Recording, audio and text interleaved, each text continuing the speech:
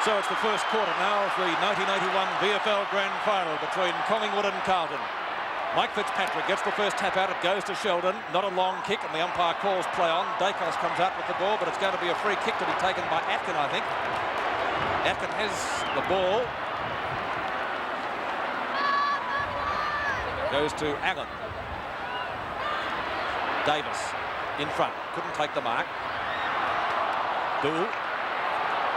Under the carpet again. Perhaps not unpredictably, a scrambly opening for the start of the grand final. Crowd estimates around about the 110,000 mark, according to officials downstairs. Knocked away by Fitzpatrick. McConville went through without the ball. Dacos got offloaded, but a high kick will land around about the half-forward flank. Glascott's out there for Carlton, sees the ball safely over the boundary line, and the first throw-in of the afternoon will take place 1 minute into the first quarter. Left half-forward flank. Collingwood in attack. Stewart behind, Fitzpatrick in front, doing well so far, and he could be the man that Carlton will be relying a lot on right throughout the afternoon. Ball on towards the centre wing. Picken was there, so too is Irwin. Irwin goes for the handball. Was that out of bounds? Irwin is down, clashed very solidly with Ashman down there. That was a heavy knock. And both of them just getting up now. Let's hope that they're both okay, because both vital players insofar as the aspirations of both Carlton and Collingwood are concerned. It's going to be a ball up. Or was it a boundary throw? Now it was out of bounds. Atkin and Fitzpatrick. Knocked down by Atkin. Fitzpatrick has it. Certainly in the thick of things so far. Umpire Mike Dye says on the shoulder. Tackle too high. It will be going Carlton's way, and the free kick going to Greg Wells. Well, Greg Wells out there on that centre wing, actually on the half-back line. There'll be a 15-metre penalty. This brings him right up to the wing position. And of course, no start for the... or no score as far as the 1981 Grand Final is concerned. And the play has been in action for about just on 2 minutes. Wells drives the ball across to centre half forward, pushed out by Picken. Players are missing it left and right. That's Ashman coming out with a hand pass. Kink knocks Johnson down. It's allowed Stewart to pick it up, and Collingwood swing into attack. Umpire said it was a fair bump back towards Moore. He and Scott sticking very close to him. Ball knocked out to Moore now. A hand pass coming back to Ray Shaw. He's grabbed. He's in trouble for the second time, holding the ball against him. So it's pressure personified. The umpire says play on as the ball comes from Ashman over to Wells. Out wide now, a pass and a great mark there to McClure. A beautiful mark out there at half forward. The ball driven up there towards that forward pocket, chance for Bosusto. He's got the mark. It'll be a mark to Bosusto, Mr. Magic. And he'd only be about, 25 yards out from goal. And you can see the goals there in the distance. We'll give you just how far out Bosusto is. On about a 45-degree angle, can easily kick this goal. The first one for Doull. No. No, he's off target, and the ball is out of bounds on the full, and a penalty free kick. 1 point. I thought it may have been out of bounds. So the first score coming to Carlton at the 3-minute mark, and that makes Carlton 1 point, but Collingwood yet to score. Well, that kick by Bosusto is probably indicative of the pressure that these players are under at the moment. The first 5 or 6 minutes of any grand final, you find a lot of mistakes. Peter McCormack from full-back. That's a beautiful kick too by McCormack, almost to the centre wing position. In fact, it will be now as Sheldon takes hold of the ball, but umpire Ian Robinson adjudicating that a Collingwood player was hipped out. It will be a Magpie free kick to be taken by Williams. Williams at left half-back flank. Wind favouring the main scoreboard end, I would reckon. Kink off the hands, couldn't take the mark. McConville is sticking right there with him. In goes Perovic. Stewart flicks out the hand pass, ineffective, and the ball over the boundary line. Many people believe that perhaps Robert Clomp would have picked up Kink today, having done a good job on him in the past, but not so. Wells, wild handball. Sheldon, again the ball over the boundary line to throw, and I think we could see a lot of play on that side of the ground this afternoon with the strong northerly wind blowing here in Melbourne today. That of course is keeping the play on that side of the ground. Fitzpatrick and Stewart. Dacos, useful ball. Gets around 3 players, fires the ball up towards the forward pocket. Shaw at the back, Doull in front. Good mark, and we'll get a 15-metre penalty. That was pretty silly. The flying doormat nearly lost his headband. But a great player, Bruce Doull. Goes in towards the centre, dropping short. Burner's there. McClure, tackled well by Picken. The call from the umpire, play on. Burn again. Played a great game last week. Just about best on the ground. Fires it up towards right half forward. Looking out there for Davis, and he's found him. Davis out of bounds, I think, or is the ball in play? It's out of bounds, Pete. Moore has it. Renee King did a similar thing at VFL Park last week, kept the ball in play and kicked a long goal from the boundary line, member stand side at VFL Park, but this time it is out of bounds, and I think he just went a little bit too far over the line. So a boundary throw in the forward pocket for the Magpies. Moore at the back, Fitzpatrick doing the ruck work in front, edged out by the Magpie skipper and the Carlton captain to take the free kick in the back pocket. Fitzpatrick's kick is back there towards the wing position. Players set themselves. No one can take the mark. It hits the deck now. A chance for Allen to pick it up. A hand pass back to Williams. Back to Byrne. In a bit of trouble. Gets a hurried kick across there towards centre half forward. The mark taken here by Collingwood. Irwin's about 55 metres out from goal. Goes for the long kick up there, looking for more, but it's off target. Fitzpatrick comes in and takes a very easy mark. Fitzpatrick doing very well at the moment, and he's played some great games this year. That's a bad kick and a mark taken here by Ricky Barham at half forward, about 60 metres out from goal. Carlton 1 point, but Collingwood yet to score. Oh, he's got around his opponent beautifully. A running shot for goal, doesn't make the distance. Up the top of the pack as a go for Williams. A snap, it's a goal. First goal to the Magpies coming up at the 5.5-minute mark of the first quarter. And the scores: Collingwood 1 goal, 6 points. Carlton 1 behind, 1 point. Well, that was quick thinking on the part of Williams that time. One of the real danger players. The real fault lies with Malin, who allowed Barham to play on off the hands of the pack. Williams swooping on the ball, and he would be a very hard player to contain because he's got so much courage and covers so much territory. VFL Grand Final 1981 first quarter, and we've been in play at nearly 7 minutes. Set a bounce again. The Magpies off to a good start. 1 goal, another good knockout by Fitzpatrick. Intercepted that time by Toomey. A bad kick and a mark by McConville, a little short of centre field. Now a chance for Carlton to go back into attack over their half-forward line. Sheldon flew high, couldn't hold the mark. Harms fumbles the ball. Cooper's in the thick of things there. He can't get out, and the umpire's going to ball it up about 60 metres out from the Carlton game. A goal. And, of course, it's going to be a tough match before it's over, Peter. Certainly think so. Good start by the Magpies, though, getting first goal on the board. Johnston couldn't get clear. Dacos seemingly run out of position. Holding the ball, says the umpire. Interesting decision. Free kick going Carlton's way. Dacos seemed to get rid of that actually in time, but not so, says the umpire. Knocked away by Byrne. Here's a chance for Johnson. Snap at goal. Off target, 1 point. So Carlton bringing up their second point of the day. 2 behinds, 2 points. Collingwood 1 straight goal, 6 points. Peter McCormack is the man on screen with the ball. Had a great year after a slow start. Always a very safe player. Straight up the ground. Plenty of Carlton players are there. McClure flying in front.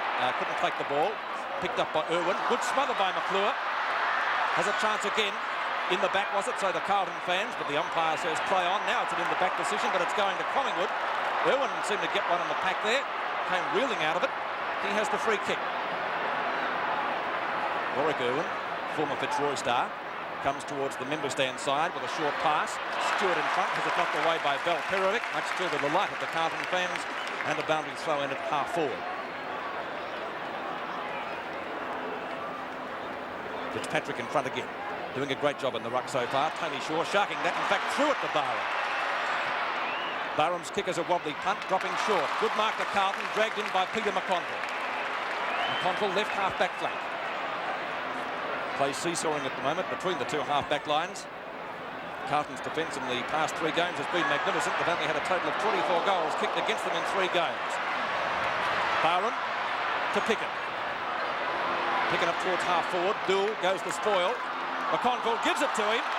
Another illegal hand pass missed by the umpires. Fitzpatrick and Wells, they nearly spoiled each other, and the taller of the 2 comes out with the mark.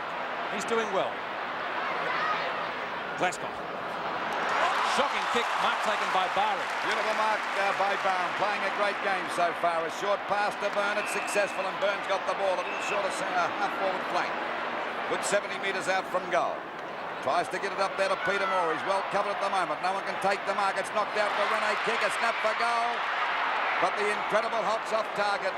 And it's through for 1 point. So the Magpies move on to 1 goal, 7 points to Carlton. Yet to score a goal. 2 points only.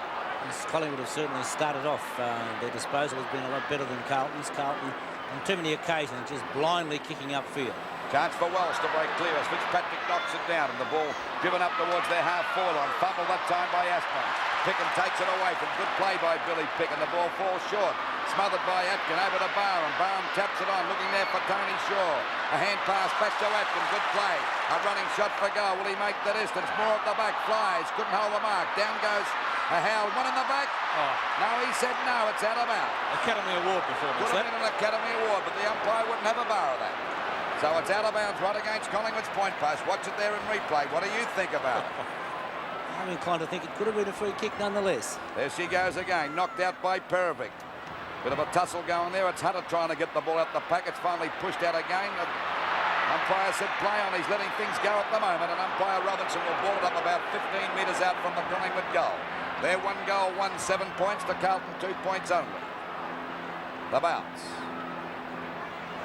Knocked out by Moore, looking for Shaw. He's got it. Snap for goal. Well smothered by the Carlton defence that time, and the ball is out of bounds. Another throw in from that forward pocket position with Collingwood. 7 points to Carlton, 2 points. Boundary throw-in will take place about 12 metres from the behind post. As Bob Skilton mentioned, Collingwood doing most of the attacking. Their disposal has been better so far. Carlton taking longer to settle down. Moore and Howe. Down to Stewart. Snap at goal is off target and may have scraped in for a behind. It has. So that takes the Collingwood total now to 1 goal, 8 points. And there's a box on between Moore and who was with him there? Howe. Nothing in it, though. It has settled down. Good mark to Williams. Williams at left half forward. A long way from goal, probably 60 to 65 metres, so he goes for a short pass. It's okay, is it? No, says the umpire. Doull comes in. Danger here. Dacos on the boundary line, snaps at goal. English with Tony Shaw take the ball over the line for a behind again. So Collingwood wasting a few opportunities up there, but the Carlton defence standing firm. 1 goal, 3, I think it will be. 1 goal, 3. We'll have to wait on that. I think it's 1 goal, 3. The Magpies total at the moment, knocked away by Fitzpatrick. Cooper, seemingly well out of position to half forward. Byrne, spoilt by Buckley. Perovic, right half back flank. Gets his kick in, will land round about centre wing position. It's wide, no one there at all. Sheldon could be first to get there, but the ball over the boundary line for a throw. Peter, if you feel that Ray Byrne might be well up from the back pocket, Collingwood have obviously got Taylor going on and off the ball with Rod Ashman. Well, we're waiting now for a free kick. It'll go against Fitzpatrick. This time it goes to Atkin. Hand pass coming over to Ray Shaw. He boots the ball over the half-forward line. Players putting themselves in position. No one takes the mark. It hits the deck. A chance for Stewart to have a putt shot towards the full forward place. Moore comes out. He misses that. It's going towards the forward pocket. Little race Davis. It was a Ray Shaw. Ray Shaw it is. Finally the ball at Tony Shaw, I should say. And Doull takes the ball over the line and out of bounds. So it's out of bounds in the forward pocket, about 5 metres around from the Collingwood goal. They're 1 goal, 3 to Carlton yet to score a goal, 2 points. Howell and Moore. Howell's got the job of shadowing Moore. Comes down, they file on top of it. Perovic picks it up, it's smothered. Back it comes now to Davis. After him is Malin. Back it goes to Barham. He fumbled. Got out of the way of Doull that time, and Doull's kick is out towards the wing position. This gives McClure an open break as he drives it up there, but it's out of bounds. No. And it'll be a throw in from that half-forward line. So it's Carlton's turn to go to attack now as we wait for the ball to be thrown back into play. It was so close to on the full, wasn't it? It bounced Yes. about half a metre inside the line. Waiting there for the ball to come back into play. Mackay in front, Atkin at the back. Atkin got the knock down, but to the wrong man, picked up by McConville. He's got the job of tagging the Rene King. And Billy Picken couldn't pick that one up too well, and the ball is finally out of bounds in Carlton's forward pocket position. It's only about 20 metres from their goal. So a chance for Carlton to get a score on the board. Collingwood doing most of the attacking so far in the first quarter, which has been in progress nearly 14 minutes. Knocked down to Shaw. Former Magpie skipper's kick back towards centre wing position. A fine mark to Fitzpatrick. He's about best on the ground at the moment. Hunter, the half forward, only to see Kink on the road. It's very hard to get past him, but what's he doing in defence? Irwin. Doesn't bounce too well for him. McConville putting him under plenty of pressure. May have infringed. Wells is there. To Perovic. Good handball. Short to half forward. Good mark to Bazasto. And Toomey having the job of tagging him this afternoon. That's a job I wouldn't like. Bazasto, beautiful kick. Right up towards the 10-metre square. Picken at the back and marks. Getting the better of McClure at the moment. And thought about doing the nollie and then thought better of it. I think Billy acts of it, Peter. Yes, he does. Here it is in replay. Fine mark. It's a great mark there. I think Billy was looking for a 15-minute penalty. He gets 20 off them, but not there. The umpire well and truly in command of that situation. Buzusto a little bit too late on the scene. Williams and Sheldon, two of the form players of the final series. Out of bounds, I think. Yes, it was, says the boundary umpire. And this throw-in will take place at half forward. Right half forward for Carlton, in front of a packed outer stand. Atkin and Fitzpatrick will be the ruckman. Knocked down to Byrne. Well caught. Good tackle. Free kick going to Byrne against Wells. A little bit too slow to get rid of the ball. Dacos at left half back now. Decides on the punt kick. Plenty of distance with it. Up towards centre wing. Perovic is there with Stewart. Ball bounces awkwardly for both of them, and Perovic sees it safely over the line. In fact, it was off the boot. It's a free kick to Collingwood. Craig Stewart taking the free at centre wing. Again, the ball dropping short. Doull behind goes the punch. May have infringed. Yes, it is a free kick. Free kick going to Davis. Tony Shaw flies in the middle of the pack, has the ball knocked clear of him. Here's his brother Ray, scouting well. Snapshot for goal by Shaw, is going close and has just missed and gone through for one behind. So that takes the Collingwood total to 1 goal for 10 points, leading Carlton 2 behinds, 2 points. Certainly they've had by far the majority of the play. Tommy Hafey, very pensive Tommy Hafey, of course. Tommy's never any different during these stages. Then we see Hunter taking that mark out there at half-back for Carlton. 17 minutes gone of the first quarter. Dacos bounces off from McClure. Sends Collingwood deep into attack, but that's off the side of the boot. But Davis is there, luckily for Collingwood. Right on the boundary line, about 35 metres out from goal. Trying to edge around a bit. Umpire's going to call it play on. Kicks it up there towards the goals. At the back is Stewart. Got the mark. Now he has a snap for goal, but once again the Magpies are off target. So they go to 1 goal, 5, 11 points, and missing some goals up there at the moment. Craig Stewart kicking his second behind, and it is 6 shots to 2, and those 2 shots have come from about the only 2 occasions that Carlton have gotten up there. Tommy Hafey, Ronnie Richards in the background. Ball shot out there towards the half-back, and a beautiful mark to Hunter. That's 2 in a row he's taken now out there at half-back. We see that Aspen's well covered as the ball goes back out there. Oh, McClure got into his opponent's back that time, and it'll be a free kick to Billy Pickett. He's doing pretty well. That was a bit of a clash. Could have been against Barham, but the umpire gave him the benefit of the doubt that time as the ball is kicked over the Collingwood half-forward line. Rene Kink goes for the big punch. Well backed up by English. He's grabbed, but he gets out of the pack, but he loses it now. It's Shaw. He's grabbed. And they're tackling pretty hard. They're going over now as Rene Kink goes for a pass out the Byrne, but he's put him in trouble here. He's marked it. What a beautiful mark to Ray Byrne. I was going to pay it to Toomey. I thought it was Toomey's, yes. He's paying it to Toomey, who's coming right down from that half-back flank. Definitely Toomey's mark, Luke. Yes, I'll go along with that, Pete. So Toomey would be only, 30 metres out from goal directly in front and a chance to score Collingwood's second goal. David Toomey comes from a very famous football family. Well, he's off target, I think. Yes, another point to Collingwood. This is fatal. 1 goal, 6, 12 points, Collingwood. To Carlton, 2 points only. There we see Moore and Hale having a bit of a tussle again. Like they have for most of the quarter, so the umpires will be well advised to keep that under control. Play has been stopped. I would imagine that Scott Howell has obviously been told to run Peter Moore around. Every time there's a kick-off, Howell takes off to the other side of the ground with obvious intentions of making Moore run around. Well, Moore was under a cloud injury-wise during the week, wasn't he? So maybe good tactics as Bruce Doull takes the kick out. Doull towards the outer side of the ground. McConville flying in the middle of the pack. No one can take the mark. Fitzpatrick gets it clear to the centre wing position. Flying high again was Toomey with Buzusto. Neither bring that one down either. Allen's kick is short. Buckley has the chance now at centre field. Trying the short pass. Looking for Mackay. Great mark. 15-metre penalties as umpire Mike Dye. And this is 15 too. I would like to buy real estate from umpire Mike Dye. And maybe, yes, pushing the ball away, so time wasting, a good decision, but as Bob said, an ample 15 metres, measured with an elastic tape measure, I think. Mackay stabs at the kick. He's put it through for Carlton's first goal. So Carlton come back now. The Blues in the 1981 grand final, 1 goal. We'll wait for the score to come up on screen. 1 goal, 2 it is, 8 points. Collingwood 1-6, 12 points. Well, isn't that football? One side blazes away as Alex Marcoux does stretching exercises, ready to come on. One side blazes away at goals to add point after point. The other side get the ball down once, only to see it go right through the goals. I still think the scoring end will be the main scoreboard end. We'll see if we're right. We'll know around about half-time, I reckon. We'll see which is the better end.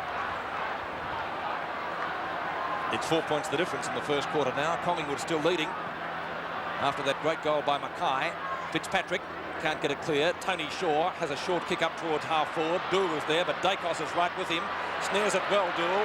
Beautifully done towards the right half-forward flank. Over the head of McConville. Cooper coming out for a strong mark and clears for the Magpies. It's a long kick by Cooper up the centre half forward. The pack play. It kicks the deck now. A chance for Aspen. Things have been quite thin at the moment. Malin goes down. He's up. He finally kicks the ball out wide. On his own out there is Little Glasgow. Got the open spaces. A hand pass over to Rahams. Back to Glasgow this time. And he's got a clear run. He'll have a long kick up there towards the goals. Looking there for Johnson. It's too long. And it's going out of bounds. Out of bounds in the forward pocket position. About 10 metres around from the Carlton goal. Carlton a 1 goal, 2-8 points to Collingwood 1-6, 12 points. The Magpies appear to be kicking to the end that's favoured by the breeze. Mackay and Atkin for the knockout. Knocked out by Mackay, picked up that time by McCormick. The kick was rather smothered. There we see Taylor and Aspen are going after it. Aspen's there first, a hand pass back to Malin. Well smothered that time by Barham. The ball is out of bounds on Carlton's half-forward line, about 65 metres around from their goal. Well, it's not the greatest football at the moment, but that's understandable in these grand finals because the tension's so high. Fitzpatrick doing a marvellous job on the ruck. He's hardly missed a knockout. Picked up by Aspen's tag. Taylor gets the kick back there. The ball, good mark to Stewart. A good hand pass to Shaw. Shaw's kick is across the centre half forward. And English coming at the back goes for the big punch. Finally picked up by Rene. Kick over to Ricky Barham. Goes for a long kick looking for more. He's had a shot at goals. It's through. Great goal. Great goal to Ricky Barham. Collingwood 2 goals, 18 points to Carlton at the moment. 1 goal, 8 points. Yes, I was just thinking to myself that I felt he should have gone for the short pass as we watch on replay now. A beautiful shot from our Clark mobile crane, and Peter Moore allowing that ball to go through. Not that there was any chance of Scott Howell being able to touch it anyway. The Carlton bench. And Rod Aspen off the ground. 22 and a half minutes have gone now in the first quarter. King goes through without the ball. Picked up by Taylor out towards the right half-forward flank. Davis and Doull. Knocked away by Doull. The flying doormat doing it well. Caught. Now he's clear. Shrugs the tackle well, Doull. Tries the short pass to Malin. Marcoux it is. And Marcoux taking the mark. Yes, Ashman could be off the ground. Marcoux kicks straight into the man on the mark, who is Taylor. Bad football from Carlton. Well tackled by Barham. Malin again. Tony Shaw. Superb knock-on. And well shepherded. Malin comes in, likewise Doull, but it's over the boundary line, and the press photographer doing a decent sort of a parry down there to keep the other player at bay. As we check the scores, being 10 points the difference. 23 minutes gone, first quarter. Doull and Kink. Kink traps it nicely, but it's just over the line. And to throw it in front of the MCC smokers stand. Rod Ashman has been taken from the field, so certainly a sensation in the first quarter. Maybe Ashman's knee still acting up. Knocked down by Fitzpatrick to Marcoux. Not a bad sort of a replacement, though. Marcoux's kick. Cooper behind. Big fist. Cooper in superb form last week. A free kick has been played by the umpire, and it will be taken by Carlton. Wayne Harms, the recipient. Harms just short of the centre. Beautiful kick by Harms to half forward. Looking for Mackay. Couldn't take the grab. Atkin knocks it on. Pizzasto. Plenty of opposition from Toomey. Allen to McCormack. Good defence and fine handball, getting the Magpies out of trouble. Hunter is there. Very close to the boundary line. He's trying to trap it. Over goes Irwin. And it will be a boundary throw in right half forward for Carlton. Knocked down by Atkin, but straight to Marcoux. Marcoux's kick off the side of the boot. McCormack in position. Over the top was McClure. Couldn't complete the mark. Towards the boundary line it goes again. He's well trapped by Byrne. Over to Picken. The umpire says play on. He does just that. In towards centre field. 3 Carlton players are there, and the mark is taken by Harms. Good mark to Harms that time out there at half forward. A good 70 metres out from goal. It's a long kick. McClure and Picken go for this one. Oh, McClure's got the mark. A beautiful mark by Mark McClure. Certainly was, Lou. And he's only about 25 metres out from goal on a very sliding. Watch it there in replay. Had it sighted all the way. And they've had a great tussle at the moment. I would say Bill Picken is on top. The distance, about 25 metres out, so that shouldn't worry him. It's a matter of accuracy now. Carlton, the 1 goal, 2, 8 points to Collingwood, 2, 6, 18. Not a bad sort of a kick by Mark McClure, so Carlton move on to 2 goals, 2, 14 to Collingwood, 2, 6, 18. Well, Bob, that was a nice mark by Mark McClure. This is a magnificent mark, Lou. A real pressure shot. Tommy Hafey just after having a word on the microphone. But McClure and Picken both covering plenty of territory, naturally, because they're on each other, and it is a fine duel. We're into the time-on period now of the first quarter. It's 4 points the difference, still in favour of Collingwood. Still a very good game. It's not the greatest football in the world, but the tension is there, and of course it's going to be a titanic struggle right throughout this match, because both these sides are really hammering tongs at each other. Ball finally knocked out by Atkin, not a good one. Comes back there to Mail and knocked away by Toomey. And back there to Stewart. He tries to get it out to Ray Shaw. Ray Shaw's got it now. A hand pass over to Taylor. Taylor's clear, drives the ball out wide. Little Tony Shaw had no hope against the taller English that time, and he takes a good mark in defence. The ball back out there towards Fitzpatrick. At the back as Atkin got up high, but Fitzpatrick's first to recover. He's playing a great game for Carlton so far, and a great mark to Johnson. Johnson goes for a lead here. Only a free kick to Sheldon. He's away. Time from Williams as a running shot for goal, but he's off target, and it's through for another point to Carlton. So they move on to 2 goals, 3-15 to Collingwood, 2-6-18. 3 points the difference in the first quarter. I must agree with Lou. The standard of play hasn't been exactly 100% in the first term, but nevertheless understandable. McCormack from full-back. Oh, gee, went pretty close to that line too to kick out then. That's a mark to Carlton, brought in by Hunter. Hunter playing on. Beautiful kick again, up towards the square. Could even be a goal. It's bouncing, it stops. And McCormack goes for the tap. Playing it safe and knocks it through for a point. That ball jumped straight up in the air as soon as it bounced. Had it gone straight, I feel sure it would have been a goal. 2 points the difference now. Carlton coming back late in the first term. McCormack having plenty to do in the last 5 minutes. Stewart at the back, tries it one-handed. Hunter's there with him. Stewart goes the tap. Marku showing plenty of pace. The replacement for Ashman doing a good job and getting clear of Dacos. Taylor chaps it nicely just inside the boundary line. In comes Marku. Clashes with Irwin. Goes to Dacos. Off the side of the boot. Poor kick by the Collingwood flanker. Stewart again. Moving well for the big fellow, he is. Byrne down towards half forward. Knocked away by English, and good defence from the Carlton back pocket player. Finding Perovic. Perovic to Doull. A little bit high for him, but he trapped it nicely. Doull to Marku. He's done well, as I said, since he came on. Moving around the ground well. Short pass is a bad one. And the mark taken by Picken, who runs into a spot of bother once again, but made it look a lot worse than it was. Lord Johnson seemingly went over the mark, but the umpire said he had played on. Good umpiring. Bazusto. Oh, beautiful ball. Short pass, superb, and that's a mark. Mark taken by Wells, just short of the forward pocket. He plays on, looking for Mackay. Johnston flies in the middle. It's knocked down, picked up by Picken again, who throws himself forward, looking for the free. And umpire Ian Robinson has found one. It will go to whom? Billy Picken. You needn't have said it. He certainly has got a couple so far today. McCormack drives it wide towards the members' wing. Malin is there, can't trap the ball before it's over the boundary line for a throw-in. Out of bounds on Carlton's half-forward line, about 70 metres around from their goal, about the 29-minute mark of this first quarter. And Carlton 16 points to Collingwood 18 points. Fitzpatrick again, he's dominating the knockouts. Picked up by Marku, he's grabbed, his kick is smothered again. Shaw got one in the back.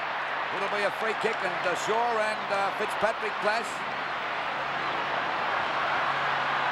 I thought he could have taken it away from Rene King that time. 15-metre penalty. 15-metre penalty against Fitzpatrick. This brings Shaw just about up to the half-forward line. So there's the siren to end the first quarter. And at quarter time in the 1981 grand final, it's Collingwood 2 goals, 6-18 points to Carlton 2-4-16.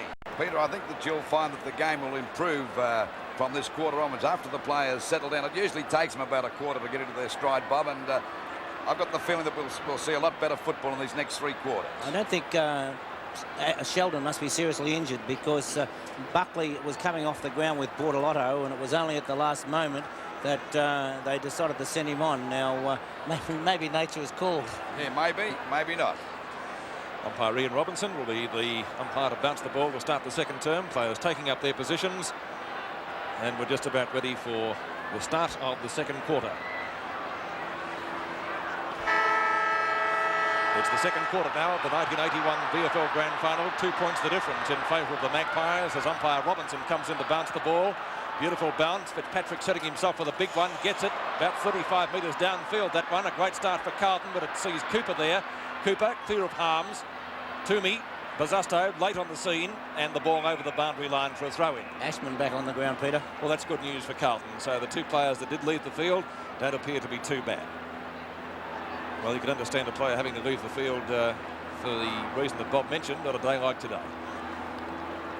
Mackay in front with Atkin. Nobody gets it out. Marcoux, a short kick. Barham at the back. Couldn't complete the mark. In comes McClure trying to barge his way through, but he went without the ball. And the umpire will decide the ball went up about 30 metres from the goal at the end to which Carlton are kicking this quarter. And I see Barham, was it limping out of that pack? Yes, he was. He was holding his knee, I think. Mackay lost that one out. Taylor's there, picks it up well, over the top to Toomey, but he knocks it straight to Marcoux, who gets grabbed too high, perhaps luckily because he slung himself off his feet when he kicked the ball, and Marcoux will take the free kick. Let's watch it in replay. He gets his kick in and gets grabbed too high. So Alec Marcoux, affectionately known at Princes Park as Marcel, and he will take the free kick about 45 metres out on a slight angle. Should be able to get the distance up towards the 10-metre square. Mackay goes for the mark, couldn't take it. Ashman steps and puts it through. Ashman's first goal, Carlton's first for the second term, and the scores in the 1981 Grand Final. The scores: Carlton 2 goals, 16 points. Collingwood 2-6, 18 points. 3-4, Peter. Was 2-4 before that goal, and that small board you have trouble. It's the only one we can see as we watch again on replay as Rod Ashman, his first kick for the game, and a very jubilant Rod Ashman there. Second quarter now, Carlton in front, leading 22-18. Centre bounce, it's Fitzpatrick against Atkin. Fitzpatrick looks like getting this one again. He does. He hasn't missed one. Rene King got one in the back, and he'll take the free kick at centre field. Sheldon coming back, Lou. Yeah, looks as though Sheldon is ready to come back on the field again. Rene King at centre field. A 15-metre penalty. He could land this up there with Peter Moore. And that's what he's going for, Peter Moore. Can he take this mark? Well, he's handled it. He's got the mark. And that's what Collingwood want. Peter Moore up there grabbing marks. That was a beautiful bit of play on the part of King. Lobbed it up there. Watch it in replay. Well, you nominated it, Lou. And there's Moore, positioned himself beautifully to take the mark right in front of goal. So he's only about 10 metres out. And of course, if he kicks this one, the Magpies hit the front again by 2 points. Peter Moore under a cloud before this game with a torn hamstring. Now he's missed it. By golly, that was a drastic miss that time, Bob. Yes, I think all of us here, Lou, expected to go through the centre, but Collingwood frittering away opportunities. We saw them miss a number in the first term, but then Peter Moore having there his first kick of the game and 1 point on the board. 3 minutes gone of the second quarter of the 1981 Grand Final. Off the top of the pack, chance now for Dacos, a hand pass. Out there to Shaw is a dangerous one, and the ball is out of bounds. Out of bounds on Collingwood's half-forward line, about 60 metres around from their goal. It'll be Fitzpatrick and Stewart for this one. Fitzpatrick again. Over to Rene King. A hand pass back there to Atkin. Another one back there to Dacos. Dacos at half-forward goes for the long kick. Looking for more again. Can he mark this one? Oh, he pushed Doull fair square in the back. Or it could have gone to Howlett because I don't know who pushed who, but Moore certainly was the offender. Watch it in replay. Now he's got Doull for sure. I think Doull may have helped him a bit, but Doull will take the free kick. And what a game Doull's playing at the moment. Toomey flies. Couldn't hold the mark. Johnson's bad hand pass. A chance now for Allen to get one out to King. King starting to fire. This quarter as the ball goes up there towards Moore again. Doull coming across. But well played by Scott Howell as the ball goes back there to Buckley.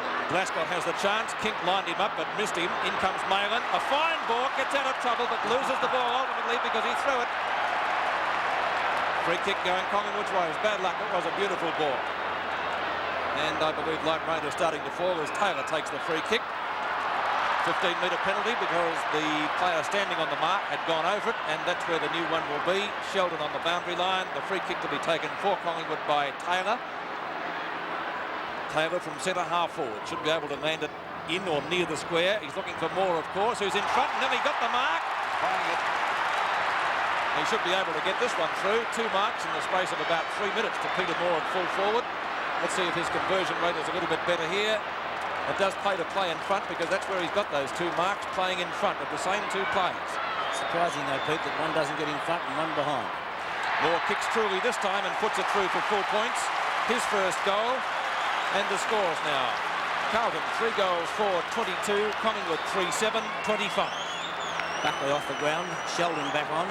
But it is surprising to me that there wasn't better teamwork between Fitzpatrick and Scott Howell there, with one player getting in front of Peter Moore and the other coming over the top. Here's the shot from our mobile crane at the Jollymont end as Peter Moore comes in to kick. As you can see, a very slight angle, and he made no mistake about it.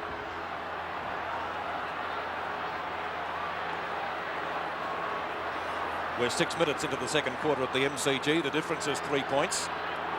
Knocked down by Atkin, doing a very good job in the ruck. Doull, one of the best on the ground at the moment. Where would Carlton be without this guy? Ashman flying from behind, can't complete the mark. Mackay is there to Johnston. A snap for goal by the little rover, down towards the forward pocket, off the hands of Cooper and out of bounds. A boundary throw-in adjacent to the behind post. 3 points the difference in the 1981 Grand Final, coming to you through the 7 network and associated stations throughout Australia and overseas through the United States, Mexico and also in England. Knocked down by Mackay. Taps it further in towards the goal square, looking for a rover. There's no one there. Cooper's trapped by Harms. Out of bounds. Cooper looking for the free, none forthcoming. 7 minutes into the second quarter. Carlton 22 points to Collingwood 25. The ball back into play again from the Carlton forward pocket. McClure at the back. Couldn't hold that one. A stack up there in front of goal, and the umpire will ball it up about 15 metres out from the Carlton goal. Collingwood 3-7, 25 to Carlton 3-4, 22. She goes again. Well, neither one got control of that one. We see it finally picked up by Tony Shaw. His kicker smothered. Johnson goes in pretty hard. Toomey goes down. He'll get a free kick. Toomey from one on the shoulder. And Toomey to take the free kick a little short of centre half back for Collingwood. Quick hand pass coming out there to Allen. Allen's a left foot kick out wide looking for Stewart. Stewart and Perovic going for it, but it beats them both. It'll be a penalty free kick out there to Carlton's. Perovic on the centre wing position. Around about the 110,000 people here today. It hasn't been the best football, but it's been pretty tough and exciting football. Ball dropping short again. No one can take the mark. It comes down to Mark Q. A quick hand pass out to Johnson. Back there toward Wayne Harms. He's got the mark. He got away from Cooper that time. He's right on the boundary line, about 25 metres out from goal. There's the distance. You can always remember Wayne Harms in the 1979 Grand Final when he won the Grand Final for Carlton. There's the long kick, and it could be out of bounds on the full. This time it went right across the face of goals. And a penalty free kick to Collingwood. The score's still the same. 3-4, 22 Carlton to Collingwood 3-7, 25. McCormack. And we see Davey Parkin, the coach of Carlton, looking pretty worried at the moment. And of course that tension won't go until the game is over. Charge for McConville. A very safe mark and one of the best marks in the league for his size. No doubt about that. Number 33 for Carlton. McConville. A lead made by Mackay. Ignored. It's a long kick up there towards the full forward position. See McCormack trying to claim the mark. He's actually gone for a punch that's through for 1 point. So Carlton move on to 3 goals, 5-23. To Collingwood, 3 goals, 7-25. Strong play by Peter McCormack there, and taking no chances whatsoever, making sure that it went through for 1 point. McCormack going straight up the ground, as has been the norm from him today when kicking out. It was a pretty long kick. They all misjudged the flight of that one. Dacos picks it up, almost threw it out to Picken. Picken's kick, not so long, up towards half forward. Moore on the chest, couldn't take it. Perovic, a chance to get rid of it, putting his head down and going through with Shaw, but he went without the ball. Let's sock it off the ground. Sheldon, long handball. Barham traps it well. Out to Stewart. Stewart in turn to Tony Shaw. The Magpies are alight. Here's Dacos. Snap for goal coming up. It's on target. Look at that for a goal. How was that for a goal, Robert? Superb goal kicked by Peter Dacos. And the scoreboard now at the MCG. Carlton 3-5, 23. Collingwood 4-7, 31. Good play by Stewart and Dacos. Barham and Stewart. We see Sheldon put the ball across. Barham tapped the ball to Stewart, along to Tony Shaw. And just watch this goal by Peter Dacos. And I was only saying through the week, Lou, I do not think I've ever seen a better kick for goal than Peter Dacos. 8 points the difference now in favour of Collingwood in the second quarter. 1981 grand final. The knock-on is by Kink up towards half forward. Hunter with the fist gets it clear. Barham the chance again. Couldn't take the ball. Harms looks for a teammate with a long hand pass and finds one in the person of Ashman. A little chip up towards Wells. Wells, short pass again. White half forward to Marku, who takes it in front of McCormack. Oh, Hunter, Malin ran out of bounds. Did he? No, he went out, but the ball didn't. Crowd don't agree. Plenty of Carlton players are there. The one with the mark is Sheldon. Fitzpatrick thought he nearly made a mess of that. As well he might have, or they might have. They didn't see each other. Ken Sheldon, the chance for a quick reply for Carlton. Hasn't scored a goal so far in the match. 35 metres out, directly in front. Fires, that is okay. It's one goal. Sheldon bringing up his first goal, and the scores: Carlton 4-5, 29, Collingwood 4-7, 31. Well, Phil Malin there did look as though he was going to go out of bounds, but he did everything possible, Pete, to keep the ball in play. Malin coming around the boundary now, around the centre square line, being spoken to by the runner. He was out of bounds, but he kept the ball in. He had a look at the boundary umpire too to see if he was okay to continue, and the boundary umpire didn't say anything. Let's take a look at it, and you'll see Malin turn around. Now, he's well out of bounds, but he cleverly keeps the ball in at the end of his arm, on the hand. A new ball being taken at the 11.5-minute mark of the second term. It's 2 points the difference. Centre bounce again. It's Fitzpatrick dominating the centre bounces. There's another one from Fitzpatrick. Back that time to McConville, and Carlton go back into attack out there towards their half-forward line. It's Pizzusto and Toomey having a great race. It beats them both, and it's out of bounds. Still in Carlton's attacking zone, about 60 metres around from their goal. Only 2 points the difference. This has been a ding-dong struggle so far. Waiting now for the ball to come back into play. Atkin and Mackay. Well, actually, Mackay got that down to Aspen. He fumbled the ball. A bit of fumbling going on now as it's kicked off the ground by Johnson. Coming in there is Harms. He goes down. Tapped on again by McConville. Brilliantly over to Wells. Another hand pass to Malin. This looks dangerous. He's grabbed. He's clear. He fires at the goals, and it could be through for 1 point. So it's only a point the difference now. But a long way to go. David Parkin looking a little bit disgusted over that shot, but the pressure was on that time to the Carlton player. A point the difference, and the ball comes back into play by McCormack. At the back is Perovic, but Stewart's too strong that time and takes a good mark. As a matter of fact, not a very brilliant play, but does some very intelligent things sometimes. That's a long kick by Stewart. Well over Collingwood's half-forward line. Punched away from Davis by Doull. Out there towards Hunter. Hunter and Dacos having a battle. Down goes Glasgow. Tony Shaw gets the ball back there to Irwin, and Collingwood go back into attack. And I think it'll be out of bounds on the full, and a penalty free kick down there to Bruce Doull. No doubt I'd say Bruce Doull and Fitzpatrick would be the two best players on the ground. As Doull has done extremely well, and he's got the task of Craig Davis, but a magnificent player over many years, Bruce Doull. Had 9 kicks so far from that half-back flank. The ball out there now. A chance for Fitzpatrick, the player I was talking about. Johnson comes in, smothers the ball on the first volley. A hand pass out there to Sheldon in a bit of trouble. Back to Perovic. Good football on the part of Carlton. A long kick now. Marku with a chance. Byrne at the back goes for the punch. Backing up well as Malin. He's away from Barham. Goes for a short pass. It's okay, and a mark to Wells at centre half forward. So we see Wells ready to send Carlton back into attack now. Only a point the difference. 4-6 to Carlton, and Collingwood 4-7. Mackay couldn't hold that one, but there's Marku. He's grabbed by Byrne. He goes down. Finally, it's picked up by Pizzusto. Back to Sheldon. A kick up there to the front of goals for Carlton. McClure there, punched away by the Collingwood defence. Malin fumbles. He kick and he clash. Atkin gets a good hand pass out there to Taylor. 2 players knocked out down there. A Collingwood player, we'll pick him up in a minute as it goes out to Glasgow and Irwin, and finally goes out of bounds, but the umpire's found a free kick. Allen it is, Luke. Allen is out cold, or he was. That certainly was a pretty hefty knock as the ball gets driven back into the full forward pocket, and the mark taken by Atkin. He doesn't look too good, Graham Allen. I think he will be assisted from the ground unless he improves markedly in the next few moments. Davis sharks it well. Oh, he slipped over. Can't understand that. We haven't had any rain here lately. Over to Johnson. Umpire said a push, and it will be a free kick going, let's see which way. Going Collingwood's way.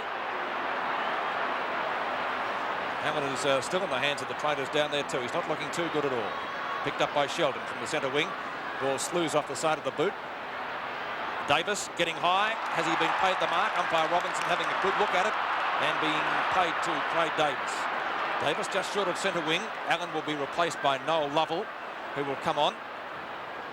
Allen's kick dropping short. Kink and Doull. Big punch by Doull. Gets it into the centre. There he finds Ashman. Carlton, number 1 rover, just can't control the ball. He's got plenty of opposition from Toomey, who infringes too high, says the umpire. He's gone for a short pass. It's taken by Wells. Williams is too late on the scene. Down towards full forward it comes again, and the big arms go up at Stuart Atkin to take a good grab. He's been a very good player in the final series, but he's kicked it to the wrong man in Mike Fitzpatrick, who says, "Don't do that to me, old fella." And Fitzpatrick takes the mark amid the attention meted out. Carlton captain, centre field.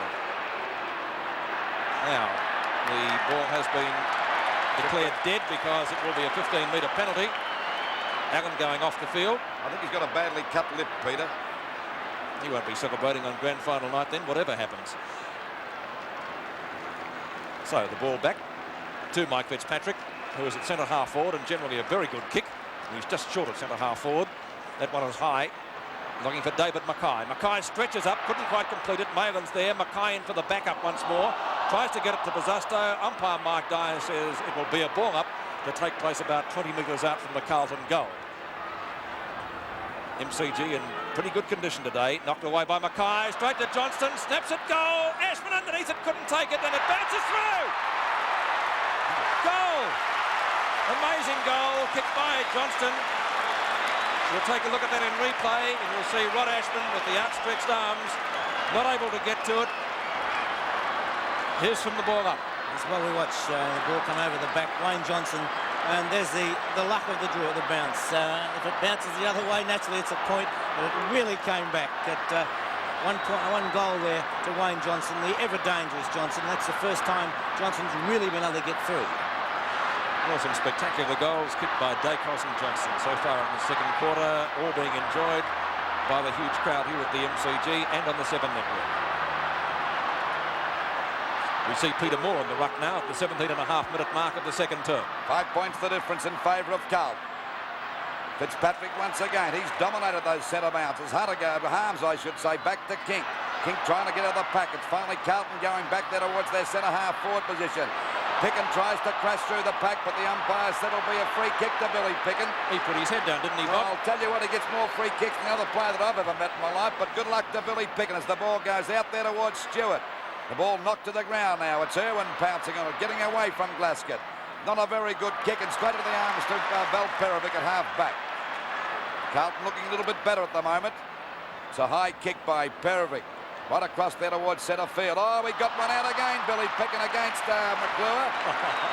Another free kick to Billy Picken at centre half foul in the centre of the ground, and he's playing a great game. They all count. Back he goes now towards the centre half forward position. Inglis coming in to meet him. He misses that one. Backed up that time by Fitzpatrick, playing a great game. Knocks it out to Sheldon in the back pocket. And Carlton get the ball out there towards the wing. A chance for Wayne Harms to mark. He doesn't drop those. Takes the mark out there on the wing and quickly plays on. Chance for Peter Moore. We had a look that time. Should have gone for the mark. Billy Picken ducks again.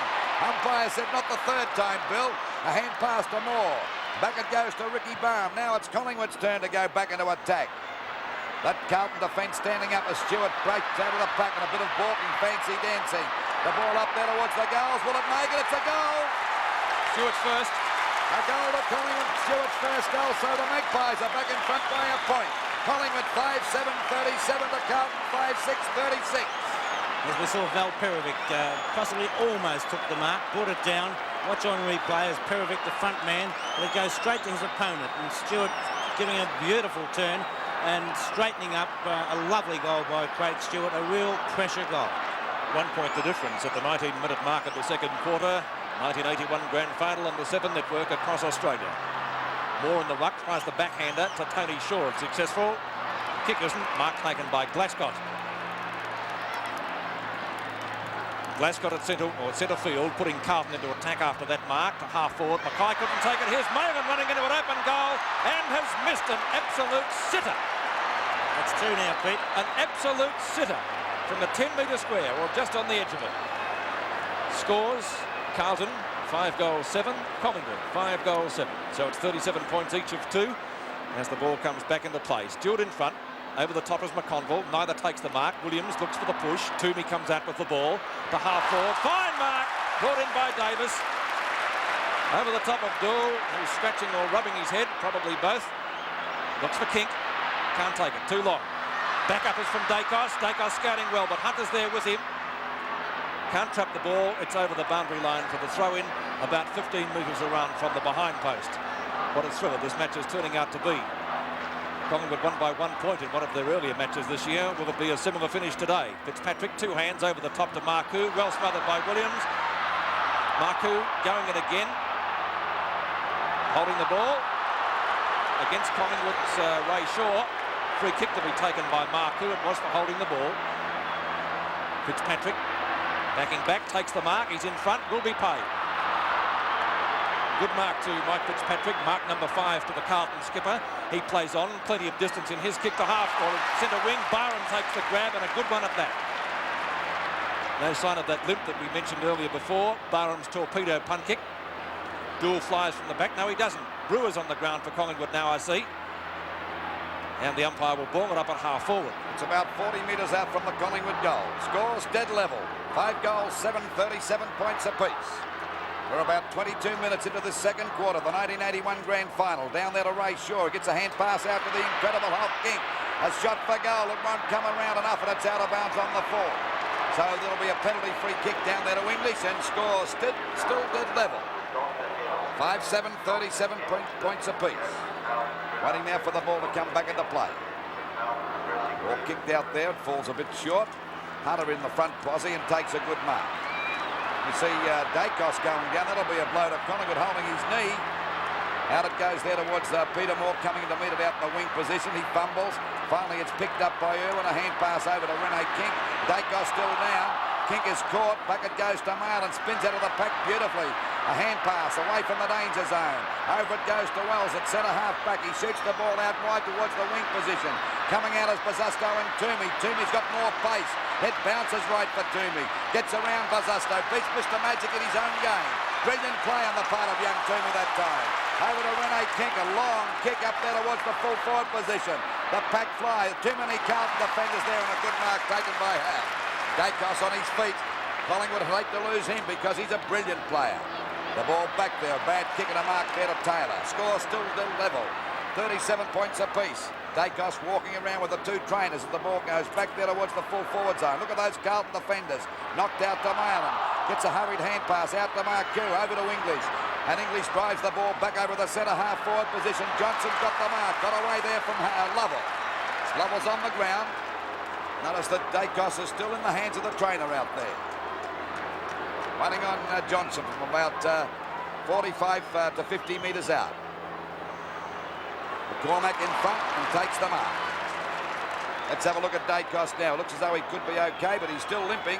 McCormack with the ball down there at the full-back position. And McCormack doing a pretty good job so far in the match for the Magpies, bringing this one out towards the member stand side. Barham flew from the back. Marcoux first to recover. In he comes for the kick just inside the boundary line. Taylor getting underneath it with Ashman. But the ball once again over the line, and again we'll see it thrown back into play, this time about 10 or 12 metres from the behind post. 23 and a half minutes have gone in the second quarter. Still 5-7. 37 points each. Lovell taps the ball on. In comes Ashman. Tries to trap it. Can't do so. Taylor's there again. On the boundary line. Back to Toadie Shaw. Useful handball.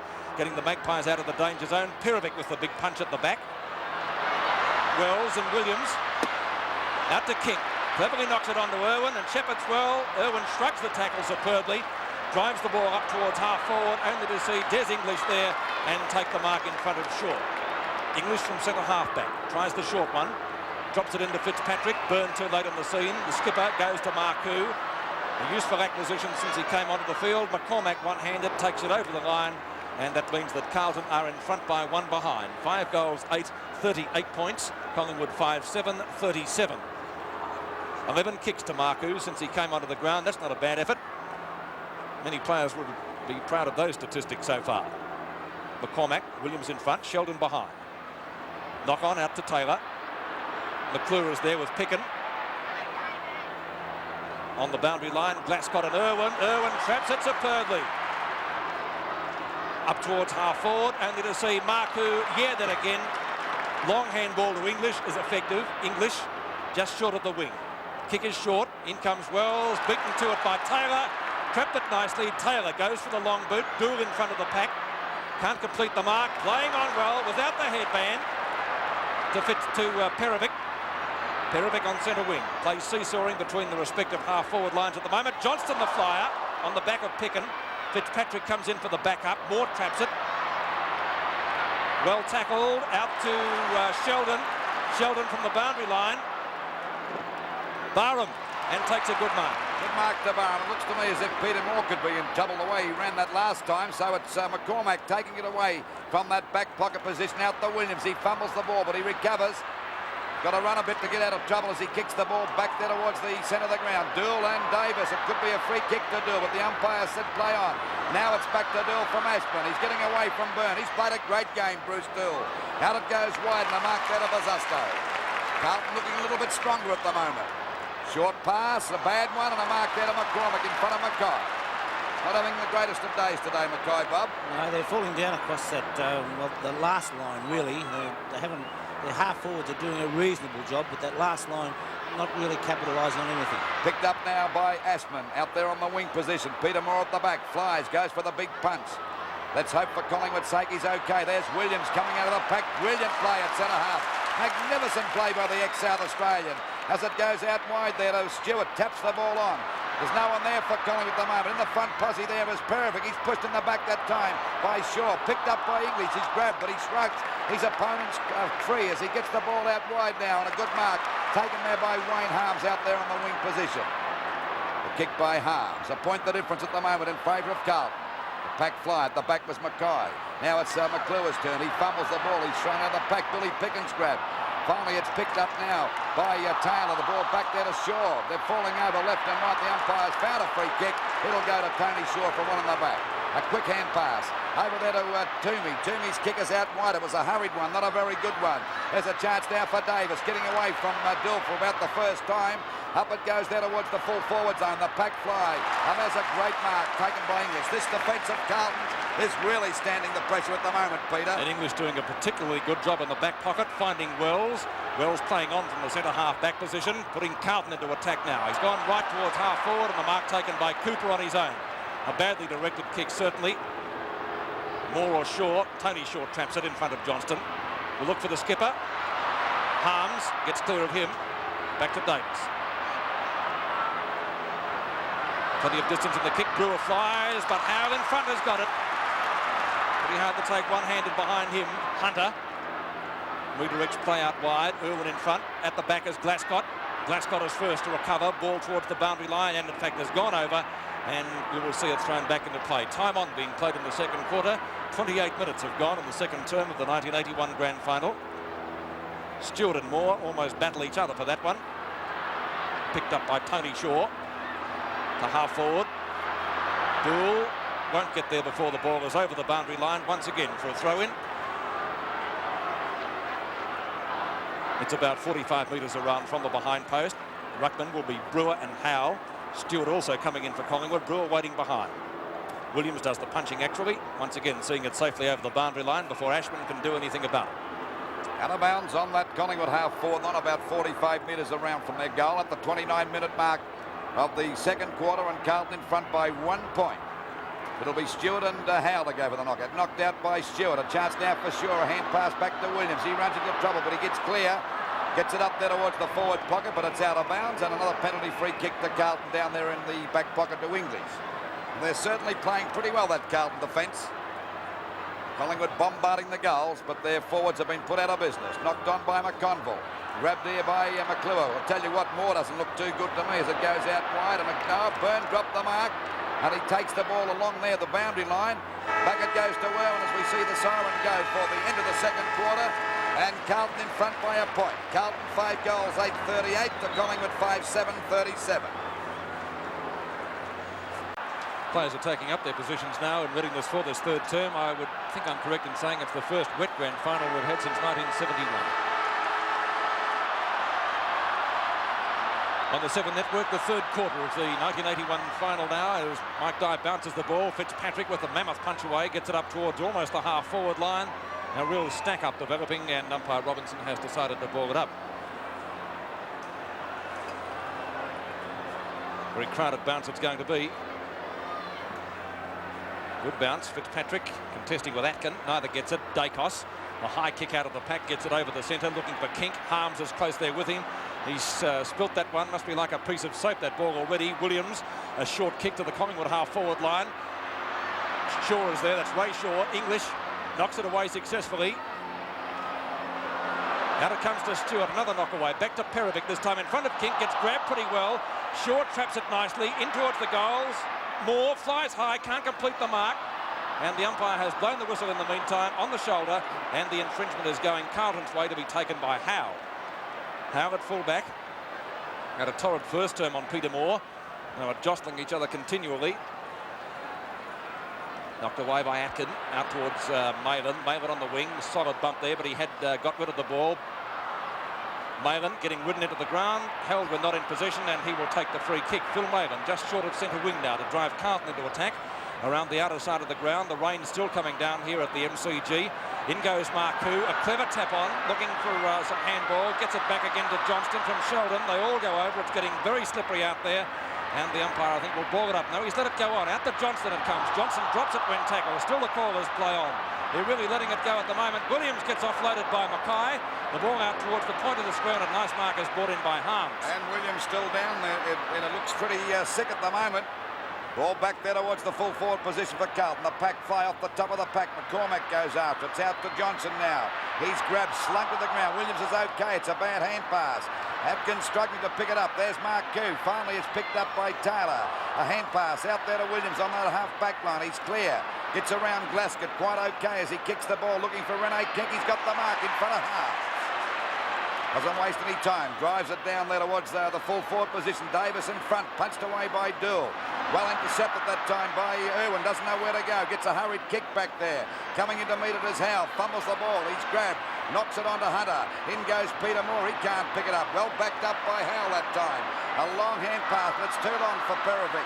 Picked up by Tony Shaw. A hand pass over to Taylor. A long shot up there towards Doull again. Goes for the punch. He doesn't take a chance. Rene Kink comes in and it's through and through for 1 point and scores a dead level again. 5 goals, 38 points apiece.